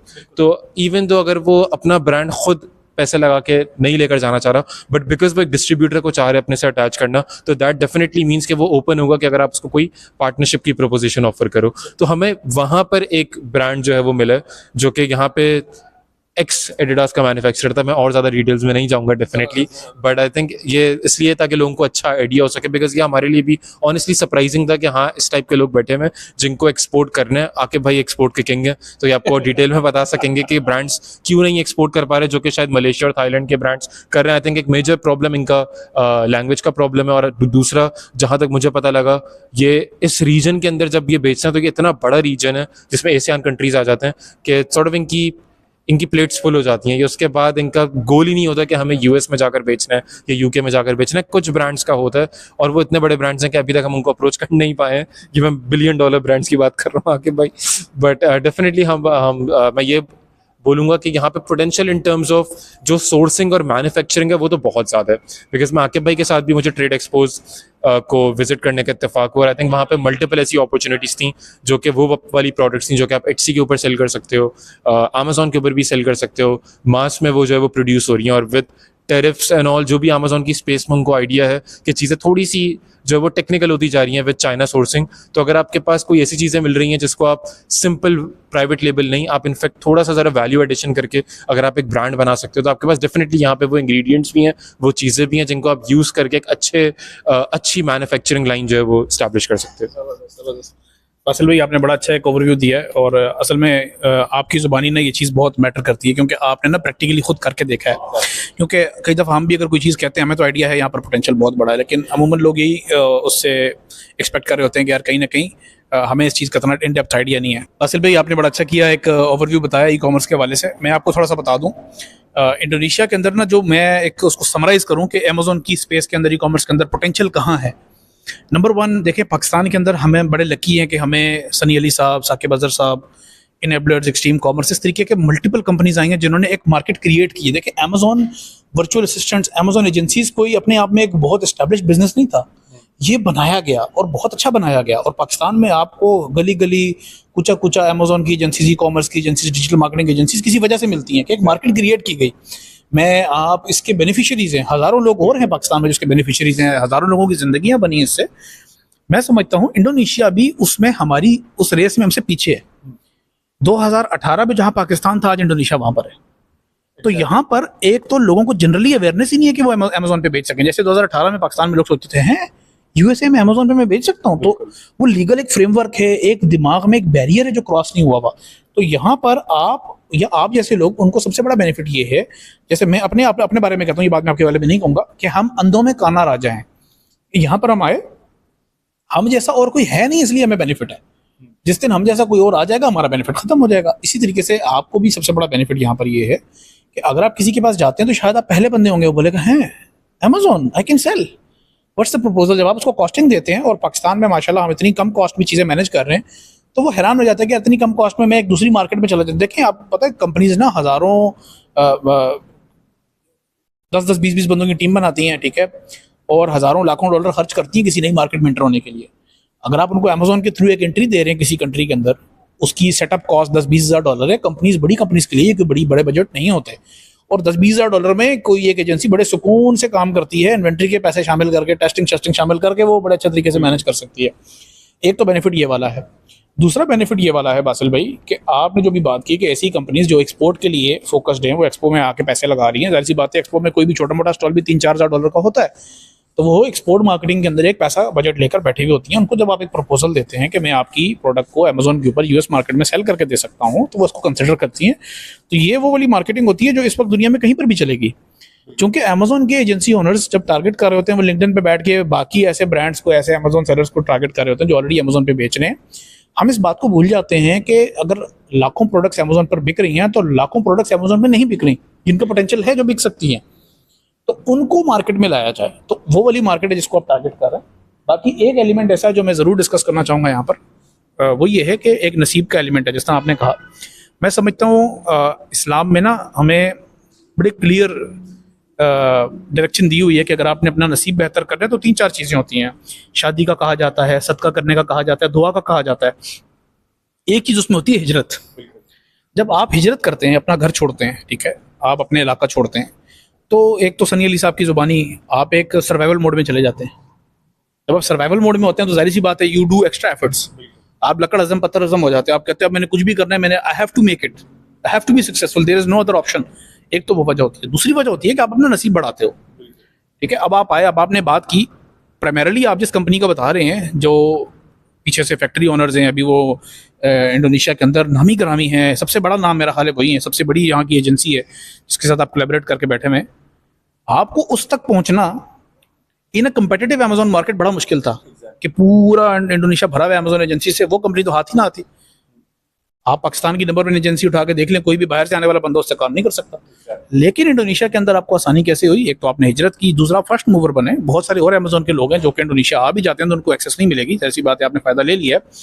लेकिन आप इससे अंदाज़ा लगाएं कि पाकिस्तान की 22 करोड़ की आबादी है, जहाँ पर अमूमन एक चैलेंज पाया जाता है कि पाकिस्तानी मैन्युफैक्चरर अमेरिकन क्वालिटी की चीज़ नहीं बना रहा, इसीलिए लोग चाइना जा रहे हैं, राइट। एक अमेरिकन क्वालिटी की FDA अप्रूव चीज़ें नहीं बना रहा, दूसरा पाकिस्तानी कंट्री का इंप्रेशन भी बड़ा खराब हुआ है, तीसरा हमारे यहाँ फ्रेट बड़ा मुश्किल है, ठीक है, लॉजिस्टिकल इश्यूज भी बहुत सारे अब तो बहुत ज़्यादा हो गए। तो इसलिए पाकिस्तान के अंदर अमेजोन इतनी तेज़ी से नहीं फैल सका। स्टिल अमेजोन के अंदर कितना बड़ा काम है पाकिस्तान में, क्या पाकिस्तानी मैन्युफैक्चरर भी नहीं है, पाकिस्तानी मैन्युफैक्चरर डायरेक्ट प्रोडक्ट भी नहीं लेकर जा रहा। गिनती के हैं, यूटोपिया वाले और 10 लोग और भी हैं, कुछ कैटेगरीज है जिनमें भी काम कर रहे हैं, लेकिन बहुत सारी कैटेगरीज में नहीं कर रहे। इंडोनेशिया में ये सारे चैलेंजेस जीरो हैं भाई। टॉप क्लास मैन्युफैक्चरर्स भी आपने एडिडास, नाइकी यहाँ प्रोड्यूस कर रहे हैं, जोर्डानो यहाँ प्रोड्यूस कर रहा है, पोलो यहाँ प्रोड्यूस कर रहा है, बड़ी बड़ी दुनिया की कंपनियां अपने पार्ट्स यहाँ बना रही हैं। इवन टोयोटा, होंडा, इनके गाड़ियों के पार्ट्स यहाँ बनते हैं। तो मैन्युफैक्चरिंग के अंदर ये दुनिया में किसी से भी कम नहीं है भाई। प्लस यहाँ पर ईज ऑफ ट्रांसपोर्टेशन है, इनके पोर्ट्स कितने ज़्यादा हैं, इनके एयरपोर्ट्स कितने ज़्यादा हैं, इनकी फ्लाइट्स कितनी है। दुनिया का सबसे बड़ा वेसल नेटवर्क इंडोनेशिया के अंदर है। मर्चेंट फ्लीट दुनिया का सबसे बड़ा इंडोनेशिया के पास है, ना चाइना है ना USA है। इसके बावजूद यहाँ पर अमेजोन नहीं फैल रहा। उसकी बड़ी 2 वजूहत हैं। एक तो यहाँ पर उसकी जो ह्यूमन रिसोर्स है वो अवेलेबल नहीं है, ठीक है। दूसरा, यहाँ पर इंग्लिश का बैरियर है, इन लोगों को इंग्लिश नहीं आती है, डरते रहते हैं, ठीक है। इसके और भी कुछ 2-4 रीजंस हैं, लेकिन मैं आपको बता देता हूँ। पाकिस्तान में तो जनरली इंग्लिश ज़्यादा बोली जाती है, तो पाकिस्तान का पहला टारगेट होता है कि यार US मार्केट में बेचें, UK मार्केट में बेचें, डॉलर में पैसे आएंगे, ज़्यादा अच्छा प्रीमियम मिलेगा। इंडोनेशिया के अंदर इनको लोकल बेच के इतना अच्छा प्रीमियम मिल रहा है, इनको बाहर जाने की जरूरत नहीं पड़ती। ये बात बहुत से लोग नहीं समझ पाएंगे, क्योंकि पाकिस्तान में जिस कंपनी ने भी अच्छा परफॉर्म करना है, सर्विस एजेंसी ने, वो पाकिस्तान से बाहर बेचेगी तो परफॉर्म करेगी। पाकिस्तान के अंदर तो प्रॉफिट ही नहीं है। दूसरा, पाकिस्तान के अंदर पेमेंट टर्म्स बड़ी खतरनाक है, 6-6 महीने पैसे नहीं आ रहे। यहाँ एक तो पेमेंट टर्म्स बड़ी अच्छी हैं, लोकल मार्केट में आप कैश में बेचते हो, कैश में खरीदते हो। दूसरा, इंडोनेशिया के अंदर मार्जिन बड़े अच्छे हैं, 15-20% आप सुकून से कमा सकते हो, 30% भी कमा सकते हो नेट। प्लस यहाँ पर एक और कल्चर है, ये लोग शाम में सो जाते हैं, मतलब 5 बजे छुट्टी करते हैं, 8-9 बजे सो जाते हैं। इनके यहाँ रातों के जागने का कॉन्सेप्ट नहीं है। पाकिस्तान में कल्चर ही रातों को जागने वाला है। हमारे यहाँ कराची में कोई बंदा अगर एजेंसी नहीं भी चला रहा, वो रात को चाय के ढाबे पे बैठा हुआ है। तो इसलिए ना हमें बड़ा सूट करता है कि हम US मार्केट के साथ टाइम जोन में, इनको रात को जागना पड़ जाए, ये बड़े परेशान हो जाए। तो एक बहुत बड़ा गैप है, एक कल्चरल गैप है, वो फुल होते हुए शायद एक जनरेशन गुजर जाए। इसके बीच में कितनी अमेजोन एजेंसियां, कितनी ई-कॉमर्स एजेंसियां यहाँ आके फायदा उठा लें। डिफरेंस ये है बासिल भाई, जिसको आप नसीब कह रहे हैं, मैं बोलूंगा इसमें आपकी एफर्ट भी है। आपने वो लीप ऑफ फेथ लिया, आपने वो रिस्क लिया। बहुत सारे लोग पाकिस्तान में बैठे में सोच ही रहे हैं जी, साल गुजर गया, सोच रहे हैं, सोची पिया तो बंदा गया, वो सोच रहे हैं। अब वो सोचने में क्या हो रहा है, वो डिसीजन नहीं ले रहे। आपने डिसीजन लिया, आप इंडोनेशिया आ गए, आपने लीगल स्टेटस ले लिया, आपकी बैंकिंग वगैरह बनी हुई थी, डॉक्यूमेंटेशन पूरी थी, you were a legal resident of Indonesia, right, when you approached all these companies. If you had approached them before coming here, आपकी कहानी बिल्कुल डिफरेंट होती है। आप पाकिस्तान से बैठ के मैसेज कर रहे हैं, you are just like those 100+ people जिन्होंने उनको रोज मैसेज किया है। लेकिन अब आप इंडोनेशिया आ गए, आपने अपना लीगल स्टेटस ले लिया, आपने खूबसूरत जगह पर अपार्टमेंट ले लिया, आपने यहाँ पर अपनी लीगल प्रेजेंस बना लिया, आपका यहाँ पर कारोबार एस्टेब्लिश हो गया, अब आपके पास एक लीगल स्टेटस है, आप यहाँ के रेजिडेंट हैं। अब आप उनके पास गए, आपकी पावर अलग है। आपको लग रहा है शायद ये अल्लाह की तरफ से एक डायरेक्ट मदद है, डेफिनेटली अल्लाह की मदद तो है ही इसमें, लेकिन इसमें एक एफर्ट आपकी भी है कि आपने वो लीप ऑफ फेथ लिया, आपने अपने आप को लीगली स्ट्रांग किया। अब आप उस कंपनी के सामने गए, उस कंपनी ने आपको इज्जत दी, और उसने इतनी इज्जत दे दी अल्हम्दुलिल्लाह अल्हम्दुलिल्लाह कि अब माशाल्लाह आप इंडोनेशिया के अंदर एक बड़ी, जो आपने कहा, एलीट मार्केट्स को आप टारगेट कर रहे हैं और कर सकते हैं इंशाल्लाह, और आगे भी अल्लाह पाक आपको मजीद इज्जत और कामयाबियां दे। ये हर कोई नहीं कर रहा भाई, हर कोई ये लीप ऑफ फेथ नहीं ले रहा। लोग अभी भी सोच रहे हैं शायद ना हो पाए, शायद ये हो जाए। इधर का कल्चर ये है भाई कि उस कंपनी को आप पे ट्रस्ट तब आएगा, चाहे वो किसी भी प्रोडक्ट की, किसी भी मार्केट की कंपनी है, जब आप उसके सामने आकर लीगल स्टेटस पे बैठे हुए होंगे। ये बात लोग नहीं समझते। लोग सोचते हैं हम विजिट वीज़ा पर आएंगे, कंपनी के पास जाएंगे, वो हमें काम दे देगी, प्रोडक्ट दे देगी, हमसे प्रोडक्ट खरीद लेगी। ऐसा नहीं होता यहाँ पर। इनके पास साल में 1,64,00,000 लोग ट्रैवल करने आते हैं। 1,64,00,000 पाकिस्तान के बड़े बड़े शहरों की आबादियाँ भाई। इतना बंदा जब आपके पास हर साल आता है और हर अल्लाह का बंदा उठ के दरवाज़ा खोल के कंपनी में घुस जाता है, जी मैंने मीटिंग करने आना है, तो इन लोगों के पास सीरियसनेस नहीं है इस चीज़ की।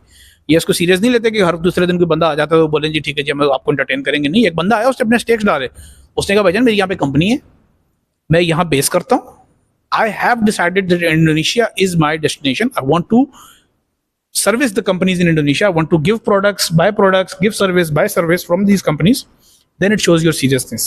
Then the other company will give you more power. इस बारे में आप क्या कहते हैं सर? सॉरी। नहीं, बिल्कुल आकिब भाई, मैं इससे बिल्कुल सेकंड करूंगा। आई थिंक नंबर वन चीज़ जो बहुत इंपॉर्टेंट है वो लीप ऑफ फेथ की आपने बात करी, हर चीज़ की बात करी। चलें आकिब भाई, आपने इंपॉर्टेंस ऑफ लीगल स्टेटस पूछा, मैं इसके ऊपर एक चीज़ कहना चाहूँगा। देखें, जो चाइनीज़ बिजनेसमैन है ना, मेरा इंडोनेशियन बिजनेसमैन से शायद बहुत ज़्यादा कॉन्टैक्ट नहीं हुआ, बट जो चाइनीज़ बिजनेसमैन है वो एक्चुअली बहुत क्लेवर एंटरप्रेन्योर्स हैं। आई डोंट थिंक कि पाकिस्तानी भी इतने क्लेवर हैं जितने चाइनीज़ हैं ऑनेस्टली। तो वो काफ़ी समझदार हैं, not in a negative way. तो वो आपसे निकलवा लेते हैं कि आपका लीगल स्टेटस क्या है, बिकॉज वो जब हमने इनके साथ जॉइंट वेंचर किया था ना, तो they were actually looking forward to have someone जिसका एक लॉन्ग टर्म इंटरेस्ट हो। वो बाली में 2 महीने का विजिट करने नहीं आया हुआ, बिकॉज ऑफ कोर्स उनका इतना सेंस नहीं बनता। वो एक रेप्यूटेबल कंपनी है और उनका डायरेक्टली काम भी जो है वो डायरेक्टली लोगों के साथ है।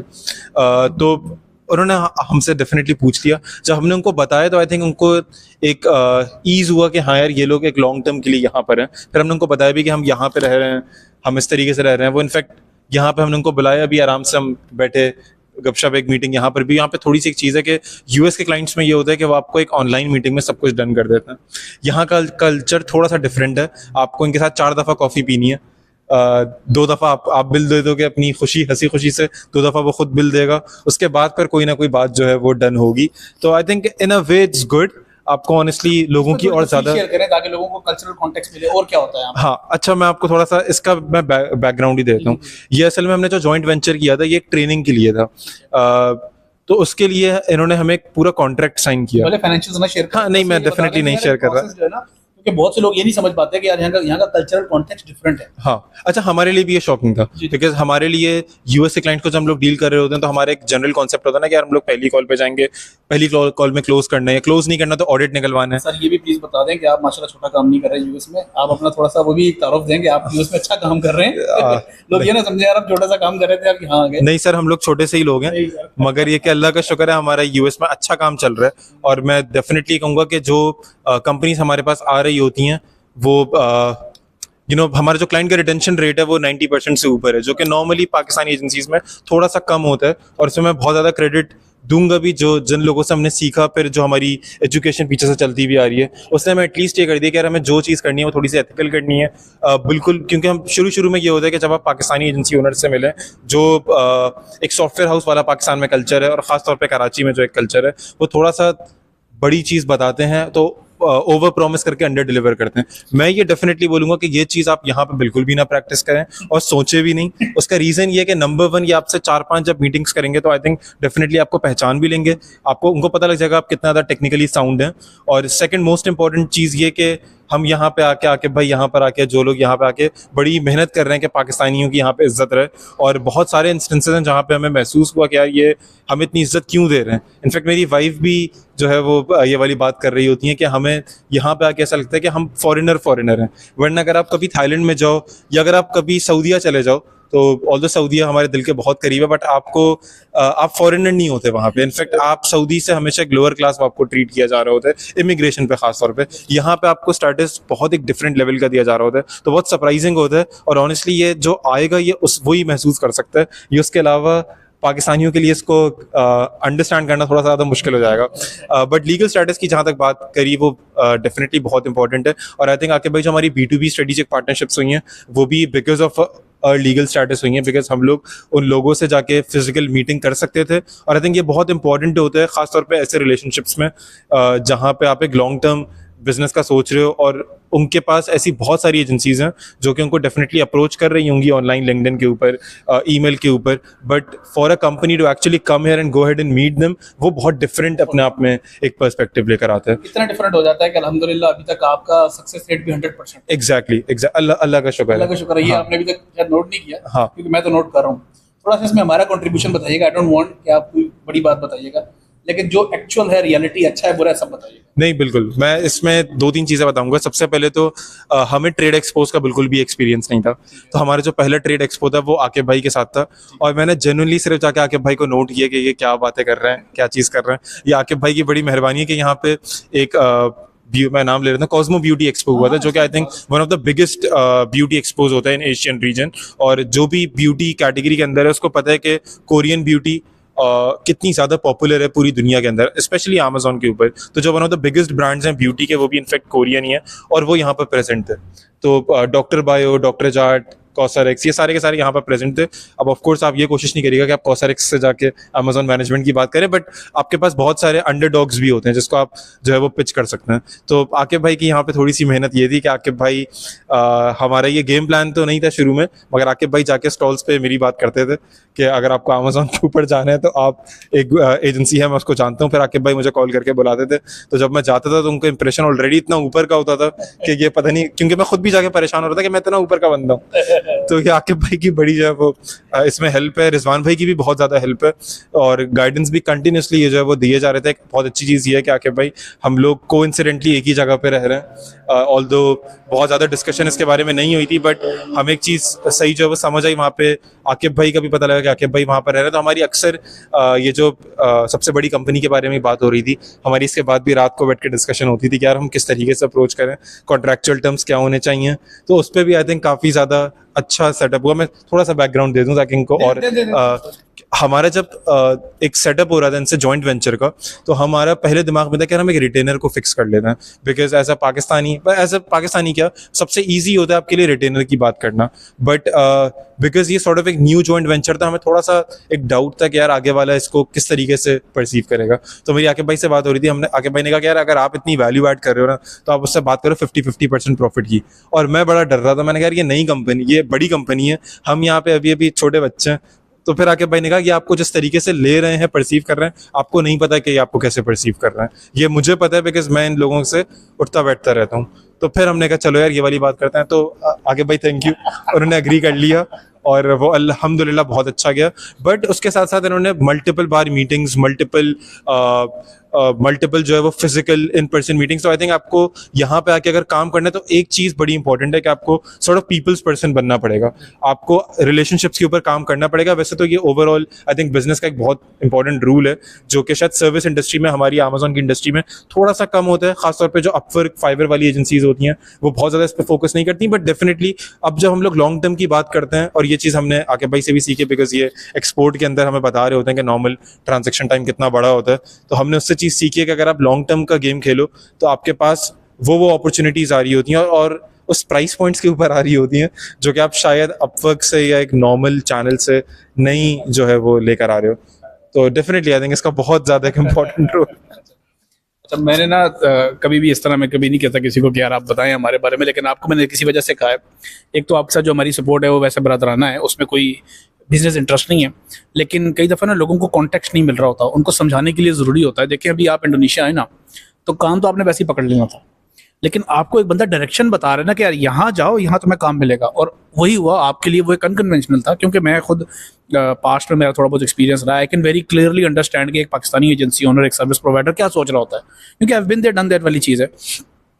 तो मैंने आपको जब गाइड किया तो वो आपकी अच्छी बात ये थी कि आपने समझा उसको, आपने उसको वैल्यू किया, और आपने जब उसको प्रैक्टिकली किया तो आपको समझ आया कि हाँ यार मैं तो समझ पा रहा था, क्योंकि मैं तो इनको रीड कर रहा हूँ, मेरा तो 8 साल हो गए इंडोनेशियंस के साथ काम करते हुए। ये बड़े सीधे और साफ सुथरे लोग हैं अगर आप इनसे सीधे चलो। इनके कल्चर को समझ के चलो, अपना कल्चर इन पे थोपो नहीं, ठीक है। हमारे यहाँ चीज़ें बड़े डिफरेंटली चलती हैं, इनकी डिफरेंट हैं। जैसा आपने बात की, ये 4-5 मीटिंग्स करते हैं, इनके यहाँ डील्स ऑफिस के कॉन्फ्रेंस रूम्स में होती ही नहीं है। ये मैं आपको क्लियर बता रहा हूँ। आप तो उन डील्स की बात करें जो आपने अमेजोन के लिए की ना, मैंने तो उससे बड़ी बड़ी डील्स की हैं। वो तो खाना खाते हुए हुई हैं, वो तो चाय पीते हुए हैं, वो तो किसी ऐसे कैफे में हुई हैं जहाँ कोई बंदा सोच भी नहीं सकता, सब बैठे हुए सिगरेट पी रहे हैं, कहके लग रहे हैं, बस वहाँ डील्स हो रही हैं। होता पाकिस्तान में भी ऐसा ही है। ऐसा नहीं है कि पाकिस्तान में सारी डील्स कमरे में होती हैं, लेकिन द फैक्ट इज यहाँ आपका फोकस ये होना चाहिए, आप रिलेशन बिल्ड करो। अच्छा, अब ये तो चलें, बात आ गई इंडोनेशिया के पर्सपेक्टिव में। जनरली भी कोई एजेंसी ओनर अगर इसको देख रहा है, या कोई सर्विस प्रोवाइडर देख रहा है, या कोई भी बिजनेस देख रहा है, मैं आपको बता रहा हूँ, at the end of the day your business is directly dependent upon how good you are having your relationships with your buyers and your prospective buyers. You need to have a one-on-one relationship. You need to have that in-person relationship. आपकी एक connection उनके साथ होना चाहिए। ये किस वक्त काम आता है? लोग ये सोचते हैं यार आज चले हम बैठे हुए, हम अपर पे एक प्रपोजल डाल रहे हैं, या एक क्लाइंट आया उसने मीटिंग बुक की हुई है, या हमने उसकी मीटिंग बुक की हुई है, हमने कॉल में उसको डन करना है। इट डज नॉट मैटर भाई, ठीक है। वो आया इसी स्पीड से आया, इसी स्पीड से चला जाएगा, आप उसको रिटेन नहीं रख पाओगे। आपने उसकी जगह रह के देखना है, उसकी जगह देख के समझना है। आपने उसकी उस पॉइंट पे जाके देखना है कि यार वो सोच क्या रहा है, उसका प्रॉब्लम क्या है, आपने उसका प्रॉब्लम सॉल्व करना है। आपने एक दफा जिंदगी में ये मजा ले लिया कि आपके क्लाइंट्स ये समझते हैं कि आप उसकी प्रॉब्लम को सॉल्व कर रहे हैं, तो कीमत आपकी मुंह मांगी होगी, और वो बंदा आपका एडवोकेट बन के आपके लिए प्रमोशन कर रहा होगा। आपको क्लाइंट लाने की टेंशन नहीं होगी, आपको क्लाइंट रिटेन करने की टेंशन नहीं होगी। लोग क्या सोचते हैं, मैंने क्लाइंट रिटेंशन पर मेहनत करनी है। मैं आपको बोलूंगा, क्लाइंट रिटेंशन के बजाय क्लाइंट को इतना सेटिस्फाई करो, उसकी प्रॉब्लम्स को एक्चुअली अंडरस्टैंड करो, बजाय इसके क्या उससे पैसे कमाने की कोशिश करो। At the end of the day आपको आसानी हो जाती है, वही बंदा आपके लिए आसानियां पैदा कर रहा होता है। और मैं समझता हूँ ये एक रियलिटी ऑफ लाइफ है, और यही एक बेसिक फंडामेंटल ऑफ लाइफ होना चाहिए कि you should be beneficial to others regardless of how much money you make from him. If you are beneficial to others, that benefit will come back to you. मकाफात अमल में भी होगा, generally भी जिंदगी में ऐसा ही है। If you propagate positive energy, you attract positive energy, that's simple like that. Anyways, तो कमिंग बैक टू द एक और बात आकिब भाई, मैं इसमें एक और बात ऐड करना चाहूँगा, क्योंकि हम लोग भी जिस बैकग्राउंड से आ रहे हैं, तो पाकिस्तानी सर्विस प्रोवाइडर्स का जो मैंने खुद भी फील किया, और हम खुद भी इसके विक्टिम रहे हैं, थोड़ी सी लैक ऑफ ह्यूमिलिटी होती है। उसका रीज़न भी मैंने ये वाली डिस्कशन आकिब भाई से हमारी बड़ी डीप कॉन्वर्जेशंस भी होती हैं, और चूँकि आकिब भाई का एजुकेशनल बैकग्राउंड भी वो है, और जो भी बैकग्राउंड्स हैं ये बहुत एक्सपीरियंस्ड भी हैं और हमारे बड़े भी हैं, तो और ऑफ कोर्स किंग भी हैं अपनी फील्ड के अंदर, तो हम इनसे चीज़ें सीख रहे होते हैं, और उन्होंने काफ़ी सारी चीज़ें करी हुई हैं। आई थिंक उसका एक रीज़न ये है कि हम लोग majority of service agency owners ज़्यादा जॉब्स नहीं करके आ रहे होते, तो एक एक डॉलर वाला वो लगा हुआ होता है, थोड़े पैसे ज़्यादा कर लेते हैं, और अल्लाह ताला थोड़ा सा आपको औकात से बढ़ के दे देता है, मैं कहूँगा। बट नेवरदलेस यहाँ पे आके भी नहीं, आई थिंक ये ऑफ इंडोनेशिया ही है कि जब आप यहाँ लोगों से जाके जितना ज़्यादा मिल रहे होते हैं, और ख़ासतौर पे जब आप यहाँ के भी बड़े बिजनेसमैन से मिल रहे होते हैं, आपको थोड़ा सा आइडिया होता है कि यार हम ऑनेस्टली कुछ भी नहीं है, और ये इनका जो मिशन, इनका क्या, किसी भी बड़े बिजनेसमैन का मिशन बहुत ज़्यादा लार्जर देन लाइफ भी होता है। इसमें मैं वही बात भी करना चाहूँगा, जो जिनके साथ हमारी डील हुई थी, वो एक्चुअल में एक फैक्ट्री ओनर्स हैं, और वो बता रही थी कि वो एक्चुअल में क्रिश्चियंस हैं, बल्कि बुद्धिस्ट हैं, बिकॉज वो चाइनीज़ हैं, बट उन्होंने 3-4 मुस्लिम ऑर्फन्स को अपने घर में जो है वो प्रॉपर तरीके से ग्रो किया, और फिर उन्होंने अपने घर में ग्रो किया, एक को घर बना कर दिया, और फिर आउट ऑफ दोस 4 3 को मक्का भेजा उम्रे के लिए। तो आई थिंक जब आप इस टाइप की चीज़ों को समझते हो ना, ये शायद आपको बिजनेस में उतना ज़्यादा हेल्प नहीं कर रही हो डायरेक्टली, बट आपका एक पर्सपेक्टिव चेंज हो रहा होता है कि यार आपको जो है ना वो अपने से एक बड़ी पिक्चर के बारे में सोचना है, आपको वो जिनका आपने बताया उनकी अम्मा रोजे भी रखती थी। एग्जैक्टली इनकी, तो अभी हम लोग जब रमज़ान में भी इनसे मिले थे, जब पहली रमज़ान थी, हम इनके साथ ही थे, मैं और मेरी वाइफ, तो उन्होंने कहा कि मुझे फास्टिंग का अच्छा खासा पता है, बिकॉज मेरी मदर रोज़े रखती हैं ताकि उनके मुस्लिम बच्चों की तरबियत, जो ऑर्फन बच्चे थे अडॉप्टेड, उनकी तरबियत उस तरीके से हो। तो आई थिंक पाकिस्तान के अंदर हम सब चैरिटी के बहुत बड़े एम्बेसडर भी बनते हैं, और हम लोग चैरिटी डेफिनेटली बहुत ज़्यादा करते भी हैं, बट आई थिंक हार्डली आप कोई ऐसी चीज़ देखोगे पाकिस्तान में कि एक फैक्ट्री ओनर ऑलरेडी एक बड़े लेवल के ऊपर वो इस तरीके से जो है वो ऑफेंस को ग्रो कर रहा है। हमारे पास one of the best examples हैं दुनिया में, अब्दुल सत्तार ईदी की शक्ल में, हर उसकी शक्ल में, बट नेवरदलेस आई थिंक ये वो एक पर्सपेक्टिव है जो कि आपको एक आइडिया देता है कि यार आपको अपने से लार्जर देन लाइफ भी सोचना। और आई थिंक ये जब होता है जब आप मैक्सिमम ट्रैवल करते हो, जब आप मैक्सिमम लोगों से मिलते हो, जब आप जितना ज़्यादा एक्सपीरियंसेस ले सकते हो उतने लेते हो, तो आपको ऐसी ऐसी चीज़ें पता लगती हैं कि यार हम जिस जगह पे के ऊपर खड़े हुए हैं, अगर हमने एक्स अमाउंट ऑफ डॉलर्स कर लिया, तो that is not success. Success is actually much beyond that, और वो भी एक गोल है, बट उसके साथ साथ ये मल्टीपल छोटे छोटे गोल्स भी हैं जिनको आपको शायद अचीव करना है। यार बड़ी बड़ी अच्छी डिस्कशन चल रही है बासिल भाई। मैं इसमें थोड़ा सा एक दो चीज़ें और ऐड करूंगा। जो आपने बात की पाकिस्तानी एजेंसी ओनर्स की ह्यूमिलिटी की, अल्हम्दुलिल्लाह हमने इंडोनेशिया के अंदर स्टेट लेवल कंपनीज के साथ काम किया है। ऐसी कंपनीज के साथ काम किया है कि जिनका पाकिस्तान में मैं एग्जांपल भी नहीं दे सकता कि उतनी बड़ी कंपनी पाकिस्तान में एग्जिस्ट ही नहीं करती। ये मैं कोई गुरूर में ये बात नहीं कर रहा, अल्लाह माफ़ करे। मैं आपको कंपैरिजन दे रहा हूँ क्योंकि इंडोनेशिया में ना बहुत सारी चीज़ें अभी हम कंपेयर तो कर रहे हैं, लेकिन इस मुल्क का कंपैरिजन नहीं बनता पाकिस्तान के साथ। ये बहुत ऊपर निकल गया भाई, ये बहुत आगे है।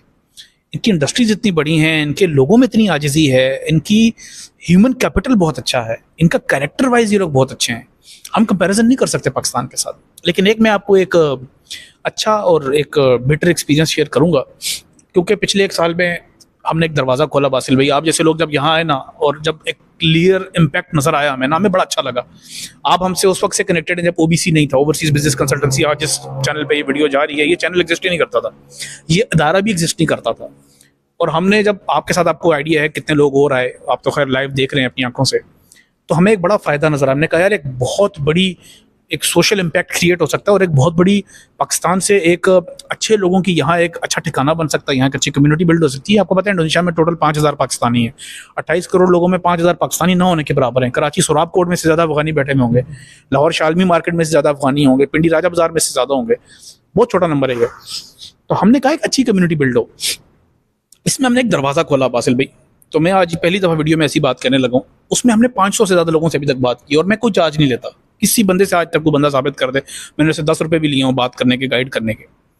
हमारे यहाँ ना एक पर्सपेक्टिव ये भी पाया जाता है कि एक चीज़ अगर इजीली एक्सेसिबल हो रही है तो it means it's not valuable. तो जब लोग यहाँ आ जाते हैं तो उनको आइडिया होता है कि नहीं यार, ये तो बहुत कन्वीनियंट। जैसे अभी आपने बताया, हमने आपको अगर कोई चीज़ पे गाइड किया, मेरी जेब से तो कुछ भी नहीं किया उसमें। मैंने तो रात को आपके साथ, मुझे अभी भी याद है, हम रात को वॉक कर रहे थे, आपने कहा कि भाई टाइम है, मैंने कहा हाँ जी यार कल हमारा क्या एग्रीमेंट है आप बताएं, तो मैंने आपको गाइड किया। अब आप आपकी बड़ापन है, आप उसको रिगार्ड करते हैं। अल्लाह का शुक्र ऐसे 10 और लोग हैं, हमने उनको काम में हेल्प किया, गाइड किया। उसका फ़ायदा ये नहीं है कि यार खुदा ना खास्ता हमें उनसे क्रेडिट चाहिए। हम यहाँ बैठे हुए हैं, हमारा एक तजर्बा है, हमारे दिमाग में बैठा हुआ है, किसी काम का नहीं है। हमने अल्हम्दुलिल्लाह गवर्नमेंट के बड़े बड़े लोग, यहाँ के टॉप बिजनेसमैन, हमने उनके साथ एक इंटरेक्शन रखा। हम वो चीज़ें रिवील नहीं करते, हम बहुत थोड़ी सी चीज़ें अपने कारोबार के हवाले से रिवील करते हैं। तो हमारा एक तजर्बा, और हमारे अंदर वो नहीं है कि हम अकड़, जैसे पाकिस्तान में होता है एक बंदा बहुत बड़ा कारोबार उसने कर लिया, वो अकड़ के बैठ जाएगा। ये हम नहीं करते, ना हमें करने की ज़रूरत है। हम मिट्टी हैं, किसी भी वक्त हमने दुनिया से चले जाना, हमें नहीं पता, ठीक है, आज इसी में रहना है। लेकिन ये एक नेगेटिव फैक्टर जो आपने मेंशन किया ह्यूमिलिटी वाला, ये मैं इसको टारगेट करना चाहूँगा, क्योंकि मेरा पिछले एक साल में अगर 500 लोग थे तो 500 में से 300 से ज़्यादा Pakistani agency owners, e commerce वाले लोग थे, या 250 के करीब, या 50% कम से कम थे। तो कुछ में ना मैंने ये देखा, उन्होंने पहली दफ़ा डॉलर कमाए हैं, तो उनको ये लग रहा है कि अगर वो महीने का 4-5 हज़ार डॉलर कमा रहे हैं ना, तो वो बहुत बड़ा काम कर रहे हैं। तो उन्होंने अनफॉर्चुनेटली पाकिस्तान के एक्सपोर्टर देखे ही नहीं है। उनको ये लगता है कि फार्मर जो है ना वो नहीं कमा रहा। अभी आपको पता है, अभी इस वक्त भी हमारे पास एक फार्मर आके बैठे हुए पाकिस्तान से, हमारे दोस्त हैं। आप सिर्फ उनका बिजनेस प्रोफाइल देखना, आप अपना सर पकड़ लेंगे। पाकिस्तान के अंदर जो लोग ये वीडियोस देख रहे हैं, मैं आपको ये अवेयरनेस देना चाहूँगा भाई, किसी काम को आप हल्का मत समझें, किसी बंदे को भी हल्का मत समझें। बहुत सारे एजेंसी ओनर्स या डिजिटल मार्केटियर्स, क्योंकि आप ई कॉमर्स वाले में, उसके तवसत से एक बात कर रहा हूँ, आप अगले बंदे को अपने से बेहतर समझें। वो हो सकता है आपसे बेहतर हो, डेफिनेटली आपसे बेहतर होगा। आपने शायद आज तक एक सर्विस दी है, उसके ऊपर आपने 2-4 पैसे कमा लिए। आप अभी एक ऐसे टाइम पर हैं, you are lucky that you are living, you are earning out of the edge right after Covid, when the whole world shifted to remote. Let's wait for another 10-20 years and see how the industries evolve. We are talking about people who are making business out of this one thing for last 3 generations and next 2-3 generations too. Trade is not going anywhere. Agriculture is not going anywhere. Maybe your industry is non-existent after 5 to 10 years. तो अपनी एक सोच खुली लेकर आए कि आने वाला अगला बंदा आपके लिए क्या अपॉर्चुनिटी लेकर बैठा हुआ है, अगला मुल्क क्या अपॉर्चुनिटी लेकर बैठा हुआ है, आपको नहीं आइडिया। आपने एक बात की डिस्ट्रीब्यूटर्स वाली, यूएसए के अंदर अभी आप बैठे हुए सर्विस दे रहे हैं, आपको नहीं पता कब आप ट्रांजिशन कर जाएं इनटू अ बिजनेस जो यहाँ की इंडोनेशिया की बड़े ब्रांड्स को यूएस की डिस्ट्रीब्यूशन दे रहा हो। डिस्ट्रीब्यूशन दुनिया में खत्म नहीं होगी, टेक सर्विस शायद खत्म हो सके या शायद कम हो जाए, कि लोग आपको ऐसा काम आउटसोर्स करना बंद कर दें, अल्लाह ना करे ऐसा कभी हो। लेकिन चीज़ें इवॉल्व हो रही हैं, एआई बहुत सारी चीज़ों को रिप्लेस कर रहा है, लेकिन एआई माल उठा के दूसरी जगह ले जाने को रिप्लेस नहीं कर सकेगा। एआई माल की इंस्पेक्शन को रिप्लेस नहीं कर पाएगा, एआई माल की प्रोडक्शन को रिप्लेस नहीं कर पाएगा, वो at the end of the day एक ह्यूमन कर रहा होगा। तो इसलिए आप अपना विजन थोड़ा सा खुला करें, ठीक है। और मैं अल्लाह का शुक्र है इस बात पे बहुत मुतमईन हूँ। अभी तक जितने लोग हमारे पास आए हैं सारे बहुत टॉप क्लास लोग आए हैं, काबिल लोग आए हैं। अल्लाह करे ऐसे ही लोग आते रहे, इंडोनेशिया के अंदर एक पॉजिटिव कम्युनिटी डेवलप हो, हम उन लोगों को फैसिलिटेट करें, हेल्प करें, of the screen on the screen. हमारे लिए ये मैटर नहीं करता, मैटर ये करता है जो बंदा आ रहा है वो यहाँ आकर अपने मुल्क का नाम रोशन करे, अपने मुल्क का नाम बदनाम ना करे। यहाँ आ रहा है, हम अगर किसी को फैसिलिटेट कर रहे हैं, अल्लाह पाक उसको मजीद कामयाब करे। हमें इसका सिला अल्लाह से चाहिए और अल्लाह हमें दे रहा है, बहुत अच्छा सिला दे रहा है। आज जिस प्लेटफॉर्म पे बैठ के मैं बात कर रहा हूँ, मैं आज 1 साल पहले इमेजिन भी नहीं कर सकता था। आज अल्हम्दुलिल्लाह बासिल भाई इज जस्ट वन स्टोरी, अल्हम्दुलिल्लाह it's a success story. There are hundreds of other stories in making right now. We don't know how it will turn out after 10 years, if this video is still available, if the internet is still there, if the world is not in a way where we are afraid right now the situation is going on। अल्लाह करे चीज़ें आसान रहें तो शायद कितना बड़ा impact create हो चुका होगा। तो ये स्टोरी वासिल भाई से बात करना, यहाँ ये आज डिस्कशन करना, इसका मकसद यही था कि एक ओवरव्यू दिया जा सके आकिब या रिजवान या ओबीसी के अलावा किसी बंदे का, ताकि एक आइडिया हो सके लोगों को कि यार यहाँ पर एक्चुअल रियलिटी है क्या, और पॉजिटिव है या नेगेटिव है, कंपेयर टू पाकिस्तान एक्सपीरियंस कैसा है, और at the end of the day is it a worth it move और नॉट।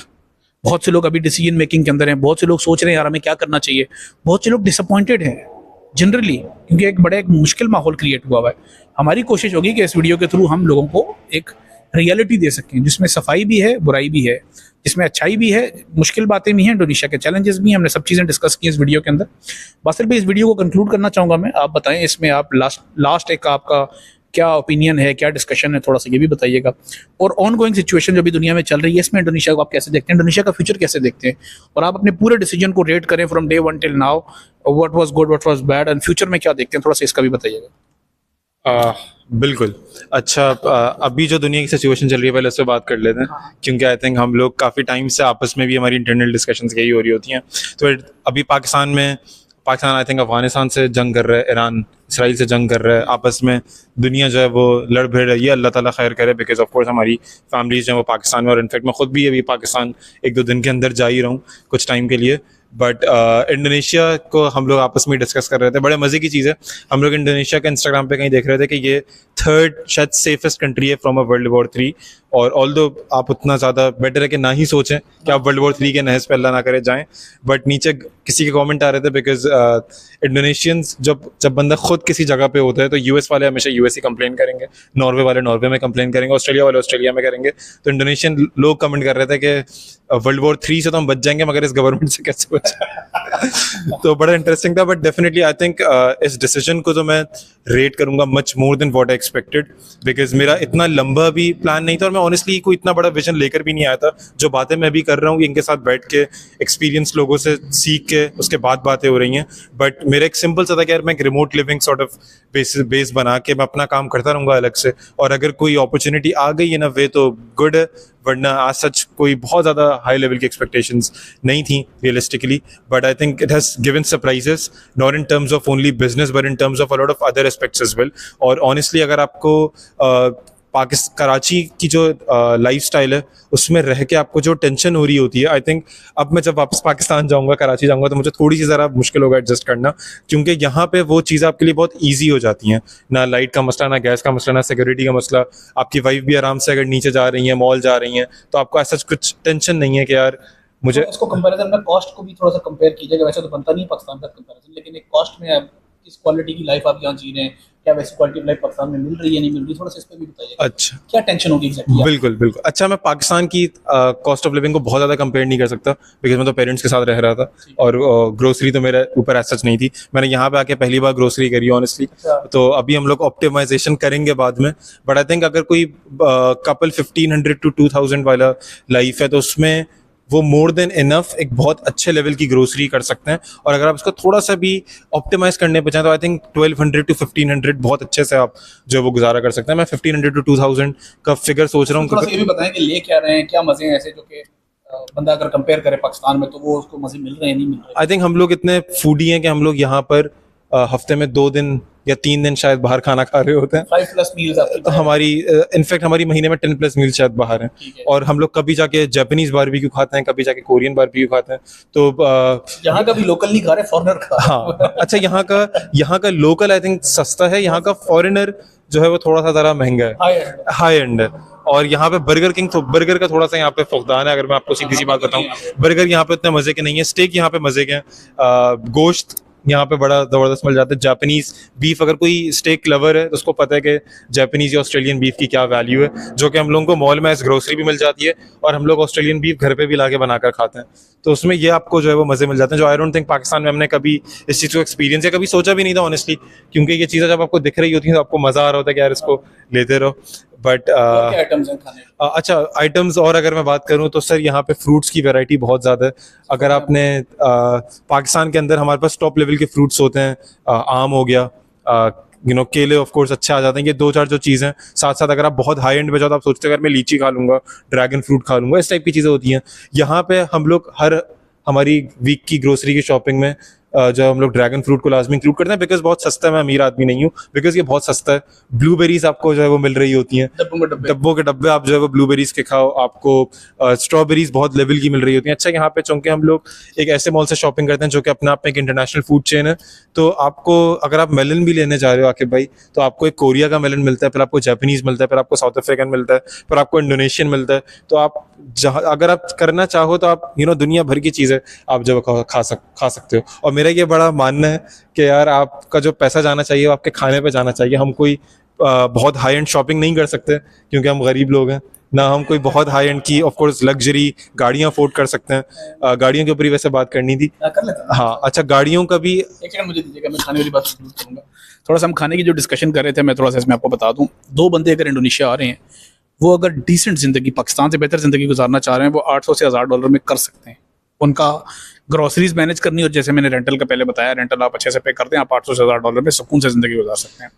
1500 से $2000 में जो जिंदगी आप यहाँ गुजार रहे हैं, वो पाकिस्तान में आप $5000 में भी नहीं कर सकते, क्योंकि वो ऑप्शंस ही नहीं है अवेलेबल पाकिस्तान में। ऑप्शंस अवेलेबल नहीं है, मोर ऑप्शंस ही अवेलेबल नहीं है ना, तो आप वो उसको फिर पैसों में नहीं तोलते। फिर आप कहते हो आपने मैंने मजे लिए। अब जैसे इन्होंने कहा ब्लूबेरी भी 2-4 दाने नहीं खाए, डब्बों के डब्बे।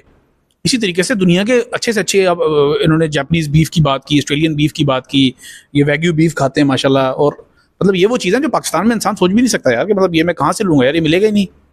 तो इस तरह की चीज़ें जब आप यहाँ पर एक एक्सपीरियंस लिविंग ले रहे होते हैं, तो उसकी फिर कॉस्ट मैटर नहीं करती। लेकिन at the end of the day आपने डिसाइड करना है कि आपने ज़िंदगी याशी में गुजारनी है, आपका हाथ रोक के चलाना है, गुजारा लायक करना है। हर तरह के ऑप्शंस अवेलेबल होते हैं। और मैंने जैसे प्लेटफॉर्म्स बताया, ट्रैवल.io, इसमें आप जाकर खुद देख सकते हैं। ट्रैवल.io, TRAVELIO.com आप सर्च करें, आप उसमें एरिया सेलेक्ट करें, आपके पास सारे रेंट खुल के आ जाएंगे, क्या खर्चा होता है आप खुद देखें, पाकिस्तान से आने से पहले देख लें। और जो इन्होंने 1500 से $2000 का बजट बताया, जो मैं 800 से $1000 बता रहा हूँ, इसमें रेंट भी शामिल है, इसमें यूटिलिटीज़ भी शामिल है। इसमें यूटिलिटीज़ रफली आपकी $40-50 महीने में कवर हो जाती है, लेकिन बहुत भी जोर मारा तो $100 के अंदर अंदर आपकी यूटिलिटीज़ कवर होंगी, जिसमें बिजली का बिल पाकिस्तानी 8-10 हज़ार 12,000 रुपये तक आता है। गैस का बिल 2500-3 हज़ार ही रहता है, एक सिलेंडर आप मुश्किल से यूज़ करते हैं, अगर 2 कर लेते हैं तो 4-5 हज़ार हो जाएगा। पानी का बिल 3500-4 हज़ार रुपये के बीच में ही होता है, क्योंकि वो आपका फिक्स होता है।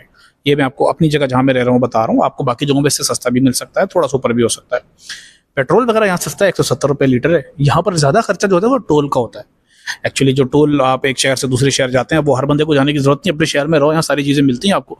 हमारी तरह का बंदा या कोई और बंदा जिसका काम ही दूसरे शहरों में आना जाना होता है, तो वो डेफिनेटली ही can afford it, that's why they are going. अगर नहीं अफोर्ड कर सकते तो वो उसी जगह पर मूव हो जाएं जहाँ उनका काम है। टोल का खर्चा यहाँ पर ज़्यादा है। बाकी ओवरऑल आपको मेरा ख्याल है स्टैंडर्ड ऑफ लिविंग इतना अच्छा मिल रहा होता है कि it doesn't matter, to be very honest, कि आपको जो वो मज़ा मिल रहा है, वो मज़ा इतना बड़ा है कि उस मज़े में आई थिंक कॉस्ट मैटर नहीं करती, उसमें जो वैल्यू मिल रही होती है, एक्सपीरियंस मिल रहा होता है, आप वो एंजॉय कर रहे होते हो।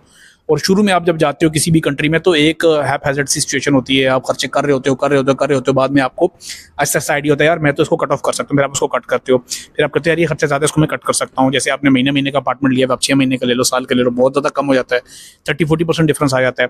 ग्रोसरीज हैं, आप उसको भी इस तरीके से कट कर सकते हो। एनीवेज बहुत सारी चीज़ें हैं जिन पे कंट्रोल किया जा सकता है, कुछ चीज़ों में नहीं होता, जैसे मैंने यूटिलिटीज़ बताया, वो बड़ा ही मुनासिब सा खर्चा है। एनीवेज अभी मैं चाहूँगा थोड़ा सा, बासिल भाई इनकी एक बड़ी एक्सपर्टीज़, इनको गाड़ियों का बड़ा शौक है, तो मैं चाहूँगा कि ये अपना गाड़ियों का एक्सपीरियंस शेयर करें। मैं इस हवाले से इतना एक्सपर्ट नहीं हूँ, ये अपना बताएं कि इंडोनेशिया में गाड़ियों के खर्चे कैसे हैं, गाड़ियाँ किस किस तरह की हैं, क्या उसकी एक इंडोनेशिया का लैंडस्केप क्या है गाड़ियों के हवाले से, तो थोड़ा इनसे जानते हैं। जरा सुनील मंच स्टाइल आप बताएं हमें कि इंडोनेशिया में गाड़ियों के क्या ऑप्शन है, देखने वालों को क्या गाइड करें इसमें आप। यार आकिब भाई, गाड़ियों से पहले मैं बात कर लूं कि सबसे इम्पोर्टेंट चीज़ जो लड़कों को बड़ा बॉदर करेगी शायद, वो है कि सिगरेट का और पॉड का क्या खर्चा है।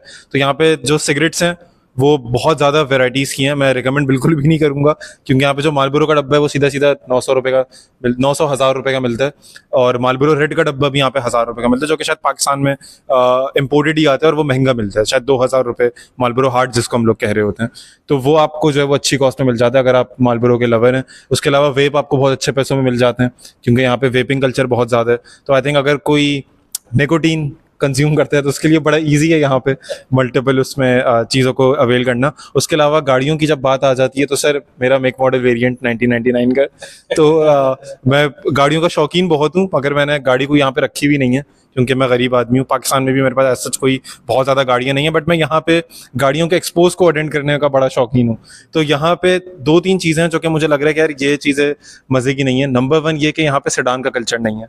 तो पाकिस्तान के अंदर हम लोग बड़े सेडान लवर्स होते हैं, करोला ग्रैंडी हो गई, सिविक हो गई, जो एक नॉर्मल गाड़ियों के अंदर आ रही होती हैं, हम वो ज़रा रख रहे होते हैं। यहाँ पर वो वाला कल्चर नहीं है। यहाँ पे जो सेडान का कल्चर है उसमें आपके पास सिर्फ 2 मेन जो प्लेयर्स आते हैं वो BMW और मर्सिडीज हैं। तो जर्मन सेडान्स यहाँ पर जाते हैं। टोयोटा में आपको कैमरी मिलेगी और वेओस मिल जाएगी।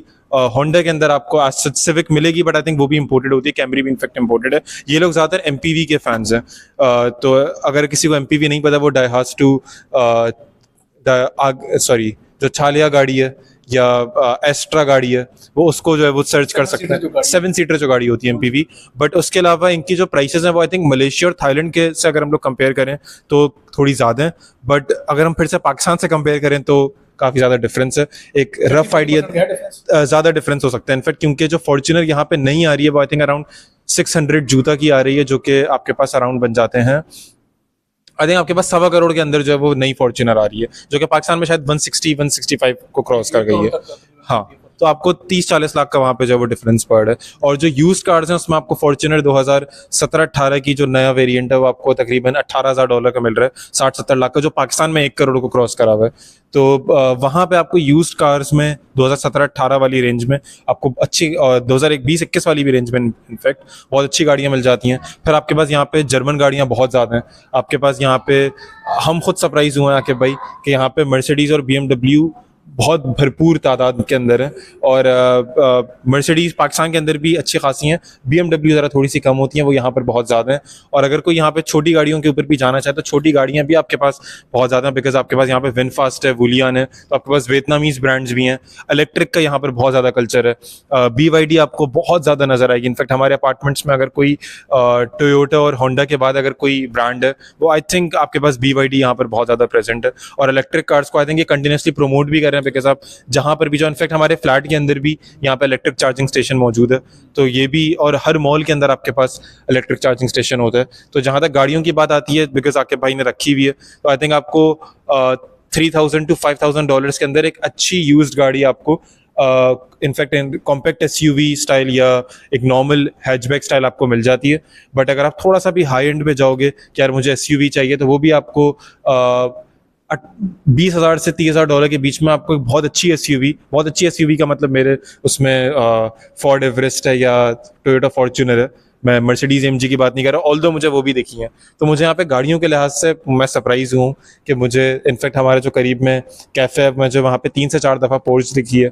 और यहाँ पे बाइकिंग कल्चर बहुत ज़्यादा है, तो आपको यहाँ पे टूरिंग बाइक्स भी कंटिन्यूसली दिख रही होती हैं जिस इलाके में हम लोग रह रहे हैं। और रात को अक्सर आपको, शायद अभी भी आवाज़ आ रही हो, आपको स्पोर्ट्स बाइक लड़के रात को निकाल रहे होते हैं, अक्सर चाइनीज़ या जापानीज़ लड़के आपको रात में निकाल रहे होते हैं। इनफैक्ट करीब में एक ग्राउंड है, वहाँ पे थोड़ा बहुत ड्रिफ्टिंग कल्चर भी चल रहा होता है।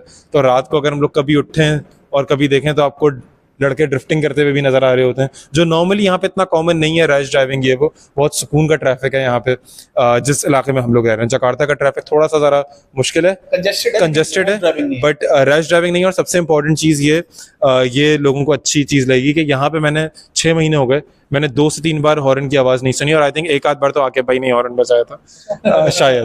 तो हमने यहाँ पे जो है वो हॉर्न की आवाज़ बिल्कुल भी नहीं सुनी, जो कि अपने आप में एक बहुत अच्छी चीज़ है। जब आप रोड क्रॉस कर रहे होते हो, आई थिंक ये तो हर जगह का एक अच्छा हिसाब किताब है पाकिस्तान का, और स्पेशली कराची को छोड़ के, कि लोग लिटरली रुक जाते हैं। जो हम लोग जापान की वीडियो के अंदर देख रहे होते थे, क्या कि जापानीज कल्चर में ऐसा है कि लोग रुकते हैं फिर लोग झुकते हैं। तो आई थिंक ये यहाँ पे थोड़ा सा ज़रा अडॉप्टेड है कि आप जब जा रहे होते हो तो लोग रुकते हैं, और अगर कोई जा रहा हो तो वो लिटरली झुक के आपको थैंक यू कर रहा होता है।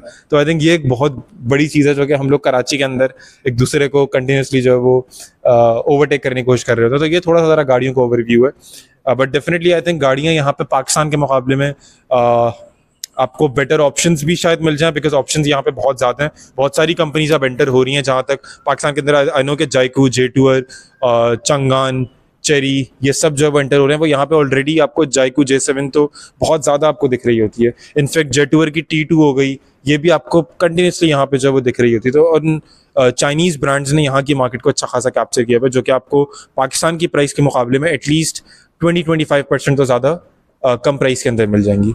मैं थोड़ा सा इसमें ना एक ओवरव्यू देता हूँ कि गाड़ियाँ यहाँ सस्ती क्यों हैं, क्योंकि मैं गाड़ियों के मॉडल्स तो नहीं जानता, वो तो मासिल भाई माशाल्लाह हमारे सुनील मंजलाइट हैं, तो हम इनका जो पर्सपेक्टिव है वो जाहिर सी बात है ज़्यादा ऊपर होगा। लेकिन मैं इंडस्ट्री पॉइंट ऑफ व्यू से या import export point of view से आपको 2-3 चीज़ें बता दूँ क्यों यहाँ पर गाड़ियाँ सस्ती हैं। नंबर 1, जापान के साथ इनका फ्री ट्रेड एग्रीमेंट है। जापान से यहाँ जो भी गाड़ी आती है बहुत ज़बरदस्त टेरिफ रेट्स पे आती है, पाकिस्तान में उस टेरिफ रेट पर नहीं जा रही। यहाँ पर बहुत सारी जापानीज़ गाड़ियाँ आती हैं, तो इसलिए इंपोर्टेड रेट भी सस्ता पड़ता है। सेकेंडली, यहाँ पर बहुत सारे जापानीज़ कंपनीज ने जेवी करके इधर मैन्युफैक्चरिंग लगाई हुई है। तो मैं तो खुद अपनी आंखों से होंडा और टोयोटा के प्लांट देख कर आया हूँ, तो मुझे आइडिया है कि यहाँ बहुत बड़े लेवल पर इनके प्लांट्स लगे हुए हैं, ठीक है। तो इनकी कॉस्ट ऑफ प्रोडक्शन कम है। तीसरी बात यह है कि होंडा, टोयोटा और बड़ी बड़ी कंपनीज निसान और इनके जो पार्ट्स के सप्लायर्स हैं वो इंडोनेशिया में बैठे हुए हैं। तो जो गाड़ी पाकिस्तान भी आ रही है और जापान से बन के आ रही है, उसमें भी पोटेंशियली पार्ट्स इंडोनेशिया से यूज़ हुए हैं। ये भी मुझे ऐसे पता है क्योंकि हमारे यहाँ पे पार्ट्स की एक्सपोर्ट के हवाले से हमने कुछ वर्किंग की है, तो हम कुछ ऐसे मैन्युफैक्चरर से कनेक्टेड हैं जो डायरेक्टली इनको सप्लाई कर रहे हैं। तो इसलिए मुझे बड़े अच्छे तरीके से आइडिया कि यार ये यहाँ बन रहे हैं, ठीक है। रबड़ यहाँ पर दुनिया में सबसे अच्छी बनती है, तो रबड़ जो है जितने भी आपकी डिस्क ब्रेक्स होती हैं, ब्रेक पैड होते हैं सॉरी, और जो रबड़ के पार्ट्स होते हैं वो सारे दुनिया के यहीं से बन के जाते हैं।